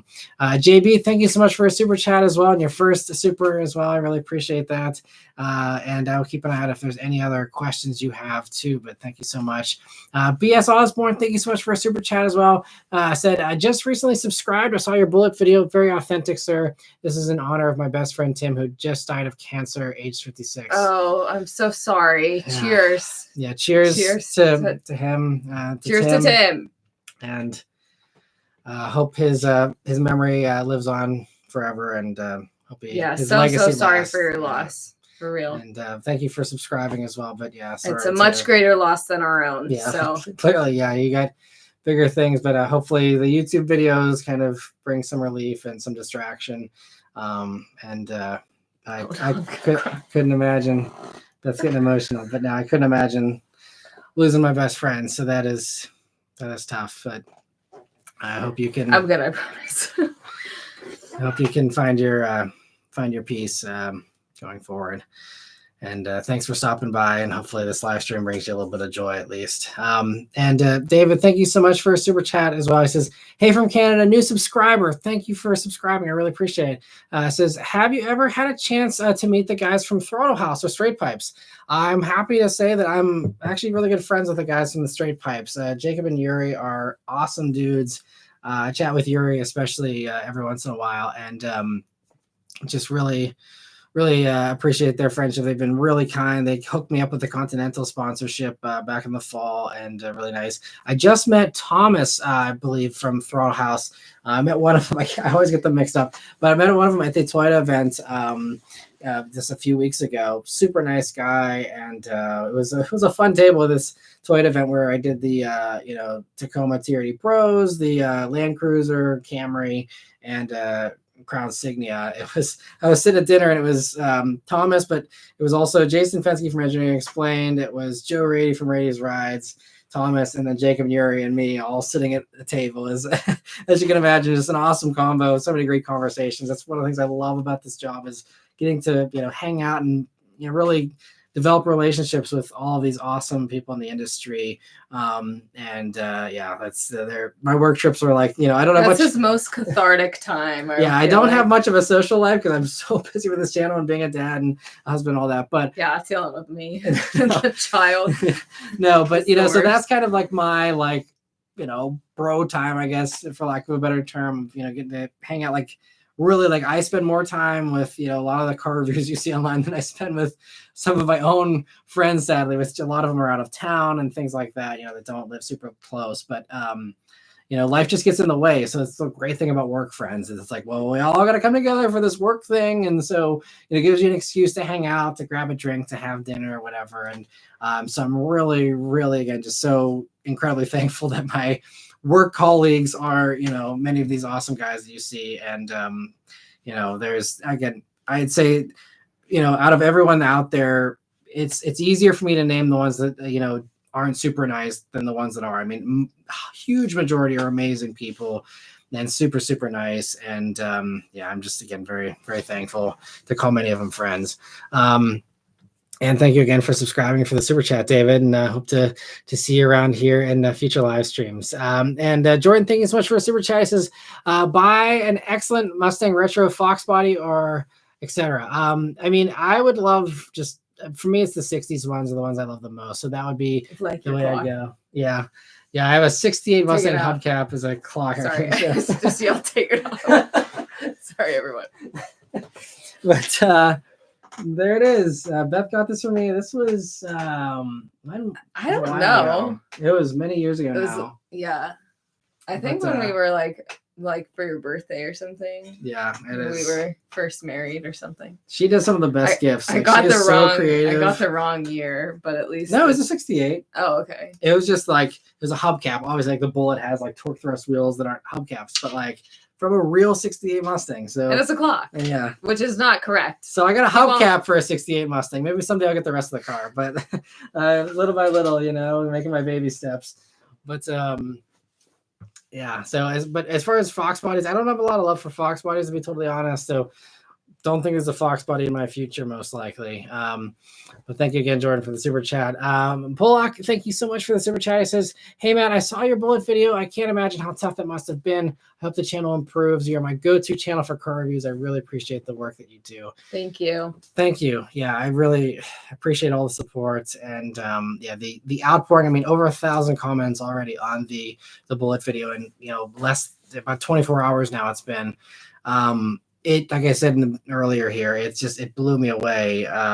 Because I see the numbers all the time of X amount of comments, X amount of subscribers, X amount of views on a video, and whenever you see low view counts, it just makes me feel like maybe what I'm doing doesn't really matter to that many people anymore. And so to see that much support and that many comments just really drove home, like, even if people don't comment or they don't watch, like, there's still a lot of people that really do love this channel and enjoy the type of videos I make. And so anyway, Mitchell says, with all the super chats now, you can afford a battery for the clock. I think it works, but we have other clocks in the house that we don't change. Yeah, just there for aesthetic. Yeah, now I can get another AA battery. Thanks, my parents come to the house and they're like, "Wait, what time is it?" Because they don't use their phones. We use our phones. Sorry. Yeah, I mean, I got my watch. It's always on my computer and yeah. But yeah, I know. It's just it's so we're lazy. Just one of those little things. It's just like I don't think about it. Going through it with a toddler. Yeah, it's like don't about replace the battery in our clocks. That's the state of affairs here in the Maran household. But anyway, so yes, I really appreciate all the support, everyone. And let me see. Jordan, thank you for another super chat. It says, "Mom vehicle, hopefully not school bus size." Well, definitely not school bus size. See, my track record, I've had small cars and I really like small cars. I was really surprised that I went into the C300 because I didn't want a sedan. I just liked the hatchbacks, but it just so happened that I happened into that. But I have the Mach-E, obviously, so I love that. And I think I love just similarly sized things. So just basically, like, I don't know, CX-90 is really good. If you want something big, yeah. Yeah, I don't know. Like, I think like, you like Telluride and stuff like that. Yeah, but those are so big. I just like want to, like, I feel like something smaller. I did also in high school drive my parents' Grand Caravan around a lot. So no minivans for us. I was used to that, and it was bright red. So no red for me, which really upsets Matt. So, but yeah, I don't know. I don't know. I mean, you'd love the new Volvo EX90 that's coming, but that's I do love that. Way out of our price range right now. Well, and it's big. Like a bunch of them are just big. I don't know. I like this. I like the smaller ones, and since we only have our one kid, like, I'm not trying to like have like a ton of like room, because I just don't think it's necessary for us in our lives right now. So I don't know. I just like the smaller things. Yeah, I mean, we're curious about Volvo EX30 whenever that comes out, because that actually will be a little smaller than the Mach-E. And if now that we're pretty set on just having the one kid, I feel like maybe we can actually downsize a little bit from a size standpoint. I mean, not like Mach-E's big, but yeah, I don't know. I think I'll just always stay in like that kind of like I don't know, like compact range. Yeah, because I just like I don't need anything big. 3 rows scare me because I I don't want to be driving around a tank, and I feel like that's what a lot of people do around here. And it's just like, what's the point of it? I don't know. You don't need to be the chauffeur for everyone else's kids or whatever. Yeah, so I don't know. I'm just gonna stick with something small. I don't know. And we also, I mean, I get 3-row stuff pretty frequently these days because they're so common that, like, if we're planning a family outing, or if we want to bring a bunch of friends or family along or something, like, we can plan it around, like, yeah, I'm gonna have this giant thing in 2 weeks. Let's go do this thing then or whatever. And it's just a unique luxury that we have, that we can have that stuff every once in a while and, kind of fill those niches. Same thing with pickup trucks. It's like, all right, I got a pickup truck this week. Who wants mulch? Who wants to, go haul things, and it's like, instead of needing a truck, and I can still be that like truck person for people. It's like, oh, Matt's got a truck this week. I can do what I need to do for a truck and then be done, so it's that kind of thing that nice. I will say I haven't been like, I'm obviously not in the market for a new car, so I haven't been researching new cars, and I am not up to date on new cars, except for I have been in a lot of new cars, but I really just I'm in a new car this week, and I don't remember what we were in. It's all blur. It's just it's hard to explain, but we'll do a review on something, an interior review, and then he's like, "Oh yeah, we did a review on that." I'm like, "Oh." I didn't. She doesn't remember. Yeah. See, these are things that I can't retain at the current moment. When I need to retain them, I will. And I'm not stupid. I just stay-at-home mom. What? You have a million. No. You have a million things going through your head, and worrying about what car you're in is very low on your priority list. It's mom brain for sure. Yeah. That's a compliment. You got bigger fish to fry than what interior are you in this week? Yeah, I feel like I broke my toe yesterday, so I'm just still dealing with that. Am I thinking about other things? Maybe. Yeah. And let me see, Vincent. Thank you so much for gifting a membership. I really appreciate that, and glad to see that Running Wild with Milwaukee Buck was able to grab that. And Jorge, thank you so much for the super chat. It says, Matt, how pretty is your wife? God bless. Oh, thank you. I'm a very lucky guy for sure. I appreciate that. That's very nice of you. I can't take it, but thank you. And Cobra, thank you so much for a super chat. He says, hello, Matt. I love the channel. I'm about to sell my 2016 Guard Green Mustang GT. I feel your emotion, bro. You'll have your dream car again. I appreciate that. Yeah, I love my Guard Green Mustangs. It's such a good color too. And sorry to hear I love it too. Yeah. Sorry to hear that you had to sell yours as well. It's a theme that I've seen in the comments here in the past 24 hours on the video. Is just a lot of people having to part with their cars this year, and a lot of people just struggling financially. And it's just, it's tough times right now for a lot of people. And so again, it's comforting to know that we're all not alone. We're all kind of in this together, just trying to, find our way here. And I hope that we're all in better times, soon. And just have to see, how life takes us. But best of luck to you, Cobra Monk, and hope everything works out. Well, Brian said Porsche Macan EV. I do really love the Macan. I would like it, or even a Cayenne. I think those would be really fun for me, but price. So right. Not now. Yeah, not now. Maybe we'll see what happens again. Maybe that's the thing about YouTube. It's always been exciting is the possibilities are endless. If the views go great, if the algorithm, loves things, if, all of a sudden I find some way to reinvent myself or do something that gets mass appeal, the possibilities are endless with YouTube, but it's just obviously, that's getting to be a less common story than it was in the past, where it was like, oh yeah, I blew up overnight, and before you knew it, I was a millionaire. There still is some of that, but it's a lot more rare than it used to be. Yeah, and I feel like it's just and not even with YouTube, but just with everything in general, with life for anybody, you never know what can happen in the span of 4, 5 years, even 1 year. You just never know. And we just keep trying to reinvent, keep trying to work at it, keep trying to stay positive and everything. It's very hard, and it's a very hard life for so many people. And I just feel like and I used to say this, I worked at a retail store when I was younger, and people would always be like, why are you in such a good mood? Why is this a thing? Because most people around me are like, but I was in a good mood, because why wouldn't I be? It's just that's just my personality. But I think so many people, it helped a lot of people, and they would always ask me why. And it's I'm happy because it's a nice day outside.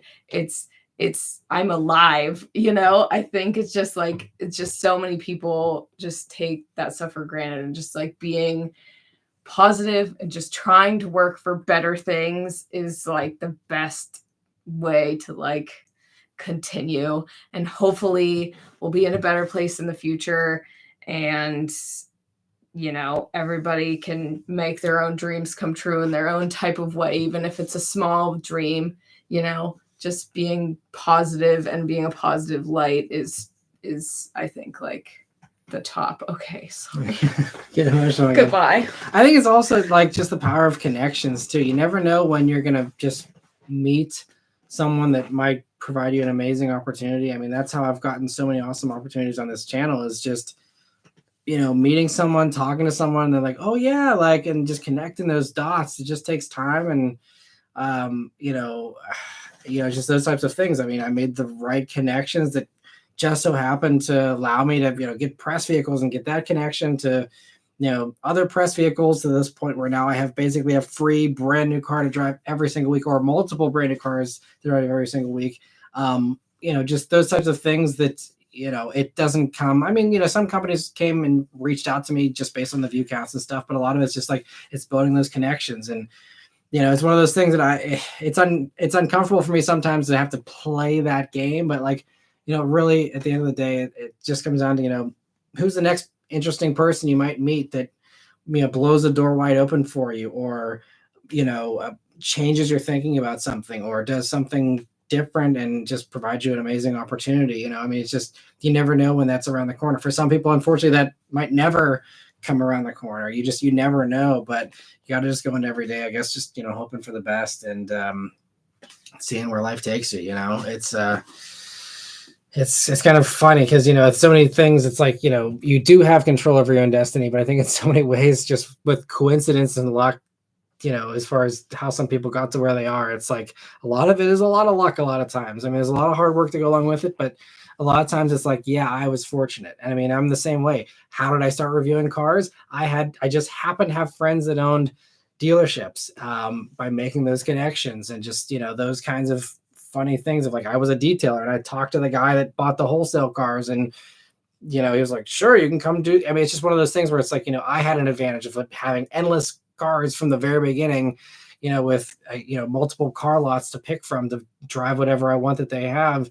That's something that most other people don't have that advantage. So just those types of things that you never know when some new little connection or friendship or acquaintance can lead you into a whole new career, a whole new life. It's just you just never know. That's why I just gotta hope for the best. Anyway, a little bit of a tangent there, but anyway, getting back to all the other super chats here. Ben, thank you so much for a super chat. He says, woo, that bullet video was a tearjerker. Heck, I was emotional when I parked my granny's 97 LeSabre for the last time in the scrapyard. Yeah, well, I mean, that's the thing. There's so many YouTubers that destroy cars and they have no emotional attachment to cars, and they're, just, I mean, even demolition derbies kind of blow my mind, because to me, I like all of these cars, whether it's a 97 LeSabre or it's a Bullet or something, like they've all lived a life. They were all a brand new car at some point that, someone bought as a brand new thing they were proud of. They showed it to their friends and family, like, look at the new car. I mean, it was their prized possession for a while. And every single one of those cars in the scrapyard was at some point someone's brand new prized possession, and they've lived a life and they've experienced things. And that's why I think I attach these weird feelings, these human-like feelings to vehicles, because they've lived, through, people driving them and stuff, but they have lived a life, and that life, when it goes away or someone crushes it for views or whatever, I mean, that's, to me, like, that's just stuff that I can't wrap my head around.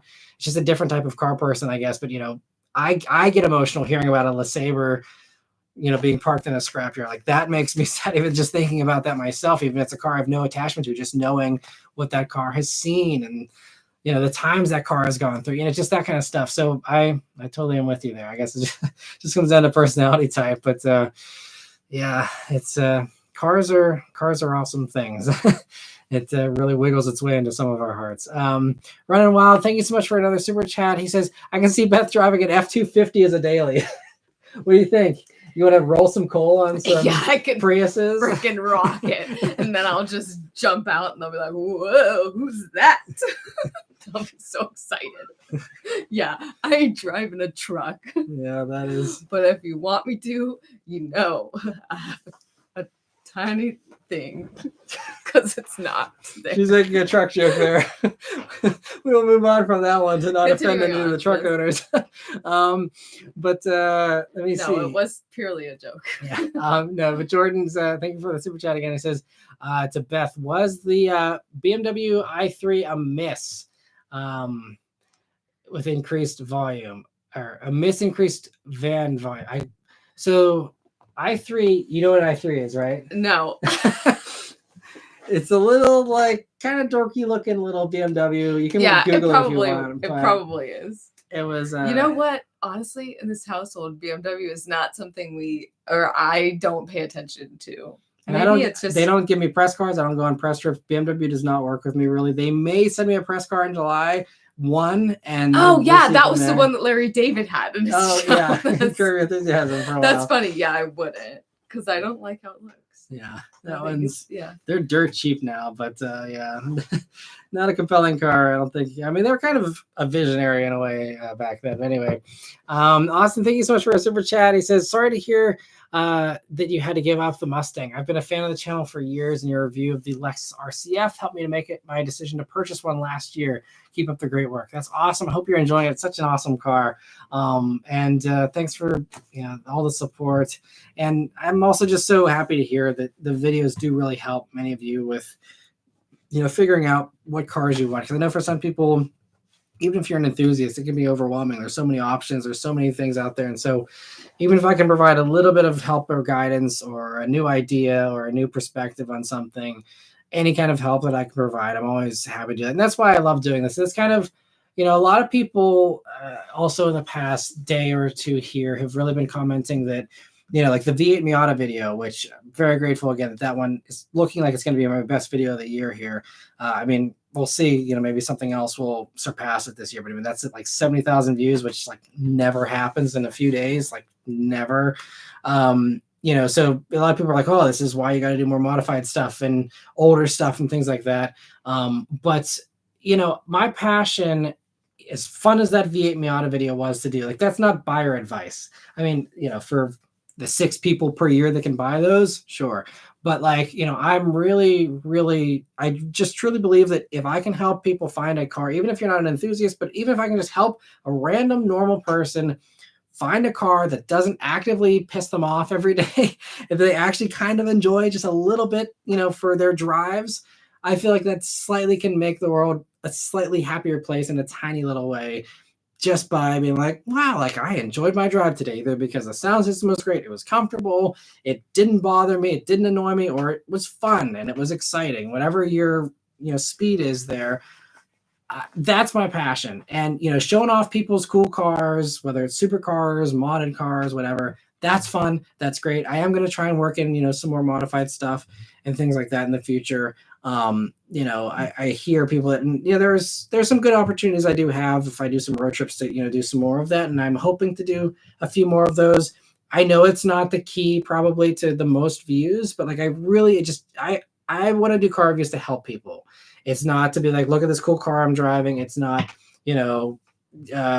parroting PR press releases. Like it's about trying to help people find cars they're going to love and continue to love. Connecting to like real people instead of just like I don't know. I think my thought process on it was always like, oh, if I really like a car and I hate talking to people, so I don't want to go to a dealership, I type in what I like and it comes up as like a video that's so much more consumable than to read an article or something about a specific car. And then you see how it looks, you hear about how it drives or whatever. And I think it's just like so much better, even if it's just like a one view thing. It's more like, oh, this is how it looks, this is how it works, like perfect for me. Like, that's great. And I think it's just like for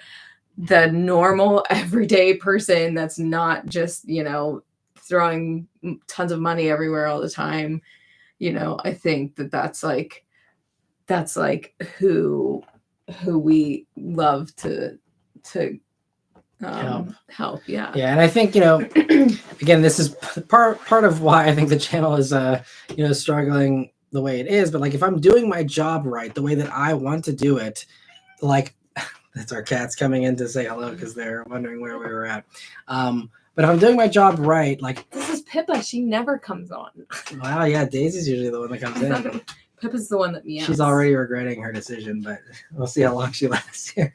But if I'm doing my job right, like most people should just watch a few of my videos every 3 to 5 years, get the info they need, find a car they love, and stick with it. Hopefully, because they hopefully made the right decision for them, and they don't think about me for another 3 to 5 years, which again is horrible for building viewership. But that's truly that's the kind of help I want to provide. So maybe the lower viewership is actually an indication that I am doing what I want to do, but it's just, trying to, again, find other ways to bring in views and keep the excitement up for the enthusiasts and things like that as well. And I've been talking a lot to other YouTubers. I was on another trip for a vehicle you'll see in a few weeks. I was on a trip this past week and talking to some really great guys about, how to improve things going forward. And I have a bunch of different things that I'm hopefully going to be, trying here to try to boost the views for, again, the enthusiasts and for people who are into cars while still being able to have enough time to provide that advice for the car buyers. Our cat is blissed out. This is Pippa. She is just like she's my cuddle bug. Only for a little bit. Only on her own terms, really. So she probably doesn't love that I picked her up, but it's fine. She'll cuddle when she wants. Yeah. And she's okay with it now. She is loving this. But anyway, so glad you love the RCF, and thank you again, Austin. Jordan, thank you for another super chat. He says, best color preference depends on the vehicle. I don't know if it depends on the vehicle. But if I were to get a Bentayga, it would be purple. Because for the ultimate dream car. Yeah, maybe. Or just I don't know, like a purple burgundy, kind of like in between. I am very into the cool tones. Like I love blues, I love greens, I love greeny blues. That's really pretty. And I love pink. My favorite colors are pink and purple and blue and green.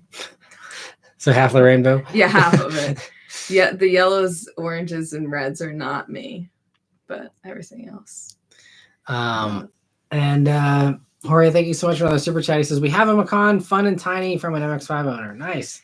Yeah, Macans are great. We went to, what was that, like a launch or something when we went? And that was a dealer thing. I think Columbus we went for a ride. Yeah, that we're talking about. Yeah. That was back when I had the Mini. Remember. Yeah. 2014. Yeah. We were dating. Yeah. We did we rode passenger in an autocross in a Macan whenever they first came out. And it was super cool. And I was like, I want one of these. Yeah. They're great cars. It'd be fun to have one. I was happy to finally actually drive one. It took me forever to get one, but drove one, back a few months ago, Macan Turbo, and really impressed. Great cars. Glad you got one, Jorge, and hope you're continuing to enjoy it. I feel like you were gonna work with Porsche, and then they were like, bye. Yeah, I didn't pursue that because again, that was like in COVID times when I could see the writing on the wall, like no one's gonna have any money. Like, should I be focusing on filming brand new Porsches that are super expensive again for a mass appeal kind of thing? Probably not great, at least with my audience. Again, being people that love JDM stuff, love American Muscle and stuff like that. The European stuff just never does well for me, unfortunately, most of the time. But Jordan, thank you so much for all the super chats. He says, when you get another car, it would be beneficial to show your garage. Yeah, I mean, I think our garage is small. It's dirty, small. And yeah, we got weird paintings on the wall from the past owners of the house. Weird paintings. No, I mean they're not weird paintings. Kayla told me. Sorry, my best friend told me that there's it's the hockey. I think it's Lightning. And then there's a Penguins. huge Pittsburgh Penguins, like they painted on their garage wall though, and then they weren't like athletes or anything. Like no, they played hockey. Well, yeah, I guess they played, but they weren't like professional athletes or anything. It was just like they really loved their hockey. But anyway, Jordan, thank you so much for Super Chat's voices. Shoes from the Deborah X vids. Pumas, yes. Most of the videos when I was any kind of performance shoes, there was always Pumas. All for me. The Drift Cats, the Speed Cats. Get them all the Puma Although shoes. I had them before I met you did, too, and then I just kind of went. You kept going with them, yeah. And my favorite ones were when we took a personal trip to France, and we took we did a south of France cruise, and we started in Rome. We didn't get to tour Rome because it just didn't work out with how we were traveling. But when we were in the Rome airport, he noticed there was a Puma store, and we went there, and there was a Ferrari Pumas, and he was like, "Oh man, those are really cool." And then I got them for his birthday. Yeah. So that was my favorite one. Their memories. And those Pumas are special because they're Ferrari Pumas, and this video will be coming at some point eventually. It was going to be this next week, but it may get pushed back. But I was able to do a very cool thing with Ferrari, and it was really cool because I was wearing my Ferrari Pumas, doing Ferrari stuff. I'll just leave it at that for now. It's something that I never thought I'd be able to do. So it was really mind-blowing. Stay tuned. Subscribe for that. But no. Jeez. Yikes. No. But yeah, so that is really the cool like full circle of that is like yeah, definitely. I was super excited about that. Yeah. Those shoes I don't really wear out in public too often because I want to like pose and look like I have a Ferrari or something, but they're super cool. comfortable. They're like white and classy. Yeah, they're very cool shoes. They're super comfortable. These new like Drift Cats, Speed Cat Pumas are not sponsored, but really great shoes in my opinion. JB, thank you so much for the super chat. He says you can only have one car, Cayman GT4 or CT5e Blackwing. Why? Blackwing all day. Easy answer. Whoa. So Blackwing is amazing. It's one of my favorite cars in production currently. Cayman GT4 is good. The gearing is just too tall, in my opinion. It's a fun car. I love them. One of my good friends has a GTS 4.0, kind of very similar thing. They're great. To me, Cayman isn't like, it wouldn't be what I would buy if I had Cayman GT4 money. I wouldn't buy a Cayman GT4. The JDM person, I'd rather have an LC500 convertible. I'd rather have a R35 GTR. Cayman is an amazing car for sure. And I know a lot of people, it's like the gold standard in a lot of ways, but I've never been like drooling over Caymans like a lot of other people have. But so Blackwing though, I have had amazing experiences in Blackwings. I did the media launch, and that's still the fastest I've ever driven on track. I think I did 145 on the one back straight at VIR, and I was like going through, if you know VIR, there's like the one little kink on the one back straight. What? She's trying to mess up to me. He can't. Oh man, we won't go ahead. So anyway, but that was like, wild in the Blackwing. So, yeah, Blackwing is amazing. And I spent a week with one in the winter on snow tires. That was hilarious fun. Blackwing, especially if you only have one car, because for us, like, it's got to be somebody with a back seat. So that disqualifies anything that's two-seaters. But beyond that, even if we assume they came in at a back seat, Blackwing, hands down, that is an amazing car. Oh man, that is still like my dream dad car. So yes, yeah, cool down for that. I even have Cadillac, actually very cool. Sent me a sketch of the Blackwing there as an appreciation for their 20 years of V performance. They sent me a cool little box with some trinkets in it there, and so that was one of the things. So yeah, Blackwings are amazing. Before we get to a super chat, everyone was asking about Pippa. She is a full purebred Maine Coon, and she's really cool. I think she's gonna be 6 this year. Yeah, she's very sweet. She's a great hunter. She kills all the bees in the house. Oh, she's a sweet, and she still has her baby face, which is the best. I love it. she's my favorite. Yeah. And I love Daisy too, but Yeah, we have 2 of them. Pippa and I cuddle. It's fun. And they're sisters from another mister. Yeah, They half have sisters. they have the same mom and different dads, but they look pretty much the same. But also, yeah, they're great. My one of my family members used to breed Maine Coons. I think she's only done like 6 litters, and that was it. Yeah. We got 2 of them, so Yeah. they're the best. Yeah. And Jorge, thank you so much for another super chat. He says, ND2 owner here. For the price of a V8 Miata, I am buying a Lotus, but prefer the looks of the Mazda. Yeah, I mean, the V8 Miata is not for everybody. I mean, it's, $100,000 car essentially. And the owner even joked, the owner of the company, who was the guy who was there with me for the review. He's like, so like, what do you think? You want to place an order? And I'm like, well, obviously I don't have the money, but it's fun. To me, I don't need something that wild. It is visceral. It's amazing. If I had $100,000 to spend, though, again, I'd be buying the other stuff I just mentioned in the other, comment there. It would be, something else. So yeah, it's fun. But if I'm having something, I'm also very safety minded. If I want something that's fast and crazy, I would want something that's completely OEM, that's got traction control, it's got stability control.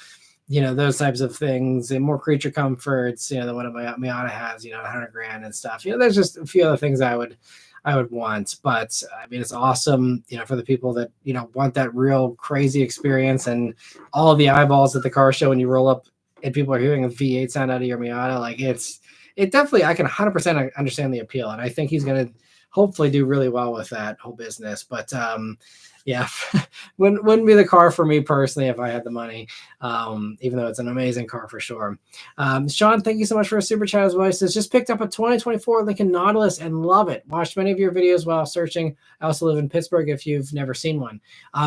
Yeah, I've seen there's been 1 or 2 that we've seen around, and I actually am getting a Nautilus here in about a month or 2 as a press vehicle. Lincoln's finally sending me another press car after I love like the 8 name years. though. Yeah, the Nautilus is cool. Lincoln does a great job with, everything they've done. The names, the styling looks great. The interiors look great. Just so many good things that they've done. I'm really impressed with the interior, just at least from what I've seen. Hopefully you're enjoying yours. But yeah, I'm excited to finally test out the Nautilus. I think it's got a lot of promise as a great like Lexus RX kind of competitor. Anyway, glad that the videos helped you there, even though I don't have any coverage on the Nautilus, but hopefully it helped you kind of narrow down the others and things like that. But also great to see another Pittsburgher, and yeah, awesome. I'll have to keep an eye out for a Nautilus. If you ever see me, say hello. And let me see. Cobra, thank you so much for another super chat. He says, what are some of your favorite car movies? Bullet. There you go. Yeah, I got all the movies up here on the shelf there. So a lot of the Fast and Furious ones are, especially the first one is kind of one of the movies that got me first into cars. As far as like more modern stuff, Italian Job's good. Yeah. Baby Driver, I think is very, we really like that. very I underappreciated. think they're making a second one. Yeah. Yeah. And I'm excited for that. Yeah. No, I trust me, I've heard about it. I'm definitely excited. So, yeah, Baby Driver is so good because it's the thing I love about Baby Driver is it's real car action. Like there was real stunts, very little CG, and that's what I respect is the non-CG stuff. Because Fast and Furious and stuff, none of that crap's real. There's a few things, it's not completely CGI, but it's mostly, a lot of that as far as this bizarre, crazy stuff. Whereas like they just did real good driving with real good stunt drivers in Baby Driver. And like that to me is like way more exciting. It'd be like someone really did this, even in a controlled environment, even a professional with safety precautions, but like they really actually spun that WRX, like, was it 720 degrees? It was like 3 spins or whatever. Like that really happened. And not with any weird stuff. Like they legit just were like knew how to do it and did it. And so that's the kind of stuff I'm like, man, like that's awesome. And I'll watch that kind of stuff all day. So that's one of my other favorites. I'm trying to think of other stuff. I love the car action in the James Bond movies because that's another one where like that's all real stuff. They're really adamant about doing like real stunts in those James movies. Bond car right now. Yeah, me and my daughter are slowly building the DB5 Lego car. Slowly. Very slowly, but we're making progress, which I honestly didn't expect we'd even make as much progress as we have. She's 3, so it's it's a lot to ask of a 3-year-old, but she's really bright, and she has her own little box of Duplos that she plays with sometimes. But like even like today, she like wanted to just sit on my lap and like put it together with me, and like she was putting the pieces together, and she's like, I'm like, here's the instructions, here's what we need to do, and she's like, okay, like she got the one piece, she put it on the right spot, like she got instructions. She what? She says instructions. Yeah. Yeah, the instructions. So yeah, she's awesome. But yeah, so I mean, I think some of those are my favorites. I'm trying to think of other stuff. Yeah, I think that's probably about it. Yeah, Drive was good. Yeah, Ryan Gosling, that was some pretty cool car stuff, and that again, real like car stuff. So that's really the way to my favorite car movies, is if it's actually stuff with real driving, then I'm into it usually. And let me see. So Jordan, thank you so much for another super chat. He says the new BRZ TS is so and the legacy is discontinued. Is Subaru trying to rebrand, just like Mazda went from Zoom to luxury? I think that unfortunately, I think the TS was a sincere effort by Subaru. Same with the TR, where they wanted to do the more higher performance thing, but they wanted to phone it in. So they take the stuff from the old car, put it on the new one, don't go out of their way too much. But for people who want Brembos on a BRZ from the factory, there you go, and Legacy, I think that, again, that was one of those ones that they tried. It's just that, their take on a mid-sized sedan just didn't resonate with people. I can kind of relate, it's like my take on car reviews just doesn't resonate with a lot of people. It's just trying to go for that mass market appeal. And I think for Subaru, it didn't work out in that case in particular. I don't know if they're really trying to rebrand. I think we will see them do more of a rebrand, around 2026 to 2028, when they're saying most of their EVs are going to come online. And I think that's when you will really see Subaru lean into, a rebrand, because at that point, it was always kind of like, Subaru is this like, they're the biggest donator to the national parks here in America. They're, a very green-minded company that doesn't have any hybrids and one electric vehicle that they're borrowing from another company, Toyota. Obviously, again, they're fuel-efficient vehicles, relatively speaking, but the Boxer motor is not really great with fuel efficiency, generally speaking. It's just kind of this mismatch. And so I feel like you're going to see the rebrand for Subaru in 2026 to 2028 of like, not only are we like the biggest donor of, money for supporting the national parks, and not only are we, doing all these green things. I think they're the first car manufacturing company to be fully sustainable or something like that. I don't know, but, they're doing all these things. And I think that finally they will have a lineup that kind of, jives with what the other company values have been, that they've been preaching for all these years. And so I think that is going to be the angle there. If I'm to guess, I mean, I don't know what they're planning. I don't know anything. But that would be my guess, is it's going to be something like that. And you're going to really see them lean into the whole, like, we've been doing this for 20 years and now we have all these new cars to, support that mission as well, or whatever. That's going to be the kind of thing you'll see from them. So yeah, I think BRZ that's why I think it's living on borrowed time. I think BRZ is very off-brand for Subaru, in a really strange thing that, again, I don't know why it ever happened, but I'm happy it did, obviously. But I feel like that's on the way out. The Legacy is an easy thing to bail onto, because, again, just very few people buy sedans, and it's tough to justify for them. So I mean, I get it. It's just a shame it wasn't able to be better than it was. But great question, Jordan. Thank you for the super chat. I see we are. I just realized we're 5 minutes over 2 hours as well. We'll keep going here a little bit longer. We don't want to be up too late. But the Good Stick, thank you for the super chat. He says, what are your thoughts on driverless cars as a car enthusiast? Most of these cars look like boxes with wheels. Cars like the Amazon car and the Zoox Robotaxi. I don't really see too many actual driverless cars anymore after the Volvo incident, or after the Uber incident with the Volvos, where they hit the one person in Arizona. They pulled we used to have them like driving up and down our local roads, like all the XC90s with the Uber program. They were everywhere, and then they all just evaporated after that did. My thoughts on driverless cars, though, it's one of those very common clickbaity things that it doesn't help with Tesla proclaiming full self-driving when it's the furthest thing from it. But it's true driverless cars is a long way away. It's just there's so many different things that need to line up for it to work. Even if you get to a point where the cars are intelligent enough to anticipate the bizarre nature of human drivers, which is the biggest problem from a technical standpoint right now, because it's just like they can't predict the weird things that don't make any sense that humans do behind the wheel, as we all witness every single day. They can't predict that. If it was all just driverless cars and all of a sudden you flipped a switch and everyone had a computer driving their car for them, there'd be no issues because all the computers would talk to each other. It would all be perfect harmony, and it'd be great. From a as far as non-chaos standpoint, it would be great.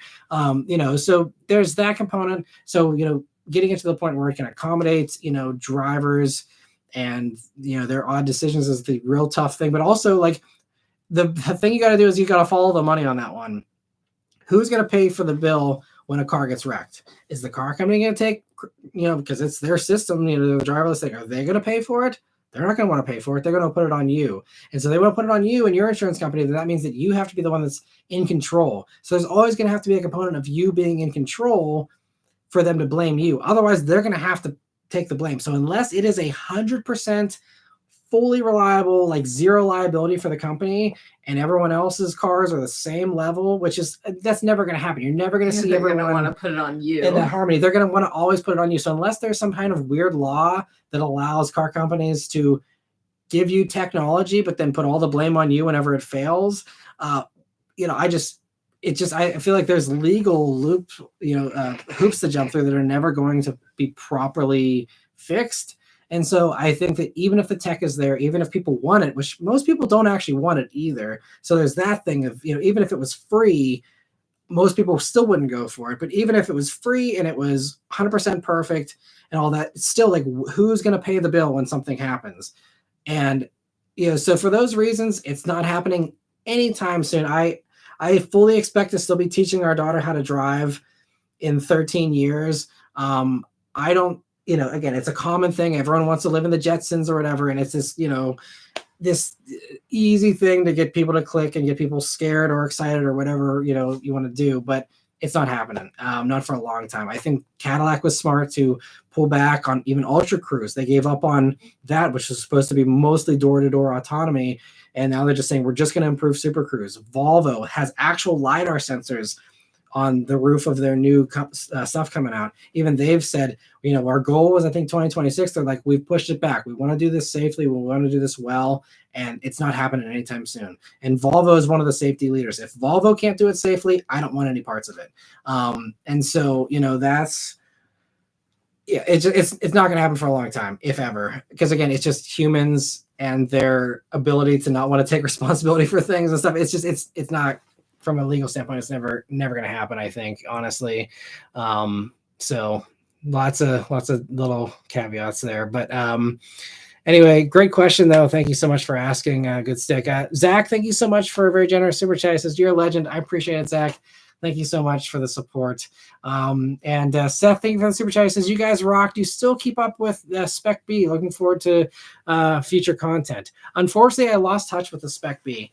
I used to know, so I sold it to a guy. He had it for a few years. He did a turbo upgrade on it, and then he sold it to a girl in Florida, and she had it for a while. And every year or two, I'd check in and say, hey, how's this Spec B doing? And she'd give me a little bit of an update, and even got a couple of pictures over the years. And then I reached out whenever I was doing my last video on here's where all my old cars are that I think I did last year.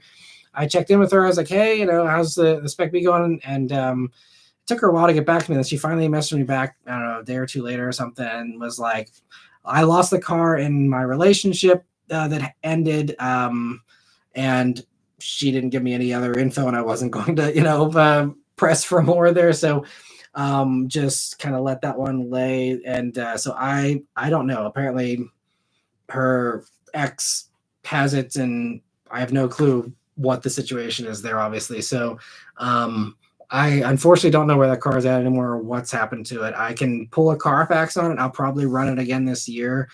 and just see if there's any updates as far as registration or status and things like that, just to make sure it's still out there, and getting oil changes or whatever is usually reported on the Carfax there. So I will hopefully have an update on it this year, but it's just going to be on the Carfax because I haven't heard from the new owner or what. So I'm assuming it wasn't a pretty situation. So probably won't hear about that car unless someone else takes ownership of it down the road. And Jordan says Super Chat Live versus a member chat. I love them both. It's been great doing all that here. Obviously, Super Chats are the most helpful, but I also always want to make sure that I am honoring the members who are not only doing Super Chats, but also that are supporting every month there with their memberships as well. So I apologize again that we basically answered hardly any member questions here. Usually, again, there's usually way less Super Chats, which again, not complaining whatsoever. I'm so appreciative. But like I said, there will be a Discord here coming this week, and that's only going to be for members. And if any of you have questions that you haven't had answered tonight or anything, again, you can always ask in the next live stream, but feel free to also ask me in the Discord. I'll be happy to chat in there as well whenever I have the time to hop in every once in a while. And so I'm hoping to do some more interaction there as well if I'm not able to always do it live here. But I appreciate all the support in all the forums. It's, again, like I said, I'm just very, very appreciative that, I mean, even 2 hours and 13 minutes in here, we still have over 200 people, which is like double what we usually have or more. So again, I really appreciate it, everyone. So let me see. I'll keep answering the Super Chats as long as those keep coming in, because I don't want to ignore a Super Chat for sure. I know a lot of other YouTubers probably ignore Super Chats all the time, but I don't want to do it. So I want to definitely show my appreciation for that. I'll try and bring the cat when the cat's available. That's Dorian's only request. There you go. Yeah, we will see. I mean, they probably won't object, at least for a few minutes. I'm going to go see if I can find one. There you go. Just for one last Yeah. But Mr. 504, thank you so much for the Super Chat. He says, what other car companies still make the same versions of the same car, just rebadged in 2024, like the BRZ and the 86, or the Alfa Romeo Tonale and the Dodge Hornet? Well, there is the Honda Prologue, which is a rebadged Blazer, as is the Acura ZDX. So you have those two. And outside of those, she was asleep in her cat tree, so she might not be very happy right now. The thing about her is she's really sweet. Like, she's never been like aggressive or anything. So she's just like inconvenienced, but she's love. Maine Coons are so sweet. They're very mild mannered. They're so sweet. They've never hissed. Never. Yeah, they're so nice. So sweet. Sorry. But I think, I mean, outside of the Prologue and those vehicles, I mean, obviously there's stuff as far as like, one is a mainstream brand and one's a luxury brand, but as far as other companies, I don't think there's probably a few others if I sit down and think about it, but I can't think of anything off the top of my head currently. She's big. She's 12. I think she's like 13 pounds. They're bigger cats. Yeah. Okay. And Dom, thank you so much for Super Chat. He says, by the way, I think the 5 o'clock shadow is a good look. Has Beth chimed in about that on live? Not on live. Yeah. I do like the facial hair. That's all I'll say. I don't think I can really get into it. Yeah, it's on live. It's a little itchy, it's a little prickly and stuff. I know in the past some people have recommended like some beard oil or something to kind of soften it up a little bit. So I'm gonna look into that and see, because I kind of am now, more and more that I usually have facial hair because I just don't take 15 minutes to shave on a regular basis. I'm kind of like, I actually don't know if I love the way I look anymore without facial hair. So I'm like kind of coming over to the facial hair side. So just got to figure out how to like make it comfortable and make it like how to maintain it well so it doesn't look too scraggly. But yeah, I'm hoping to maybe figure that out here down the road. But I appreciate that, Tom. Thanks for chiming in with that. Just recommends you shave. What? the bottom. Oh, Jazz. Yeah, Jazz is always upset whenever I don't shave. So. Matt won't touch the cats. I touch the cats. Matt will not touch the cats. I mean, I do occasionally. No, he doesn't. No, I He's do. not. I do sometimes. I won't throw you under the bus. No, I do sometimes. He'll pet them, but he's like mildly allergic. Yeah.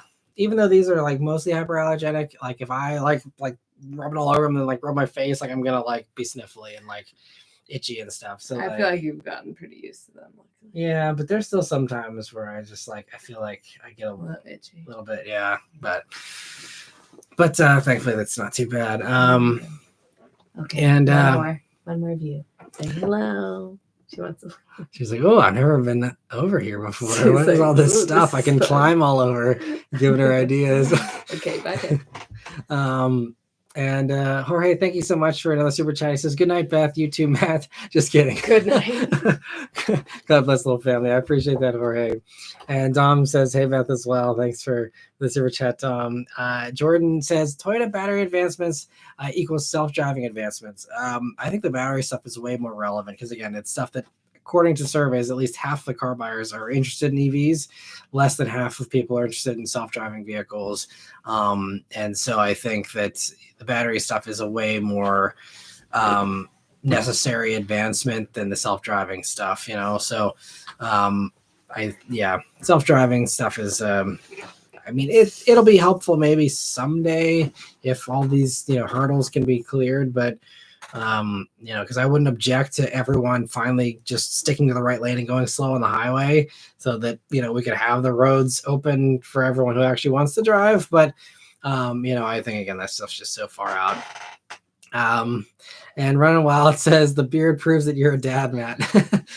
Yeah, I guess it's some of that as well. It's just, how often I shave depends on how often I have 15 minutes myself to like do something that's not like, urgently trying to get out the next video or, Potty training. doing stuff. Yeah, all kinds. I mean, just one thing after another. So yes, we don't replace the batteries in our clocks and I don't shave. This is the state of affairs. Yeah. It's more of a mess over here. And let me see. So, I think that's about it. We've caught up on all the super chats. Again, I apologize to the members I didn't answer, but again, stay tuned for a member post here tomorrow about the Discord. If you're into Discord stuff, we'll have a Discord server for members for the first time, and I'll be able to chat with all of you members there. And for anyone who's not a member, I apologize again, not able to answer all the questions, but of course I got to give that priority answering and that respect there to those who do support, financially. And but like anyone, like I've always said, I'm really good usually. I mean, I know this past video again being swamped with a ton of comments, which again I'm very grateful for. But usually I'm really good about answering questions in comments. So if you want to ask a question, always feel free to leave a comment. I'm more than happy to always answer. And also, send me a message on Facebook, things like that. All of my contact info is in the description below. If you're searching for a car, you need to bounce some ideas off of me, I'm here to help anyone find a car they love. That is why I do this job. And I'm more than happy to, do one-on-one stuff to help people, figure that out as well. Whenever I get a few moments of free time every once in a while. And, let me see, but Jordan, thank you for another super chat there. He says, my self-driving is more efficient when we have more touchscreen for climate controls. Yeah, it's there's a whole lot of things that will be interesting to see how the car world and in the industry kind of figures out like what do people want, what do people not want, and tries to find a happy medium here, because there's people pushing back on all the screens in cars and stuff as well and going back to more analog stuff. It's all very interesting. This is why I love the car industry, because there's always changes. There's always new things, interesting things, new ideas car companies are trying or failing or whatever. And it's really cool. So anyway, but hope you all enjoyed this live stream as much as I did here. And thank you all so much again. I got to just say one last time for all the support here in the past 24 hours, especially, but also just in general on the channel. It's been a hard, but a new week. Yeah, we're powering through. Yeah, everyone has been so sweet and so supportive, and we really appreciate it. And the love is really felt. It really is. It's it's again, like I said, I dwell on the numbers a little bit too much sometimes, and so seeing so many comments and so many stories and people taking the time to write multiple paragraphs, in many cases, it really just again blows me away. I don't feel worthy. It's just like there's been many tears, but there's no tears left to cry. Ariana, all right. Here I go. No, I'm just kidding. They would love to hear you do a cover. There you go. There's the heart seat. No. But anyway, Yeah. So anyway, thank you all. That we have to sign off here. But longest, I think one of the longest live streams ever as well. So thank you all for that. It's been a great time. Hope you enjoyed it as well. Stay tuned if you enjoyed these. Next Sunday, I'm doing another live stream here. We always do them on Sunday nights here. It'd be great to chat with more of you then. And if you want me, let me know. Yeah, if you want to have Beth join in the future, yeah, definitely let us know. It's always a great time. But anyway, thank you all very much for watching. Have a great week, everyone. I hope again those of you that are struggling with your own stuff that you can have a great week here You and got this. better times ahead. So hopefully better times for all of us. And anyway, take care, guys. Thanks so much once again. Really appreciate it.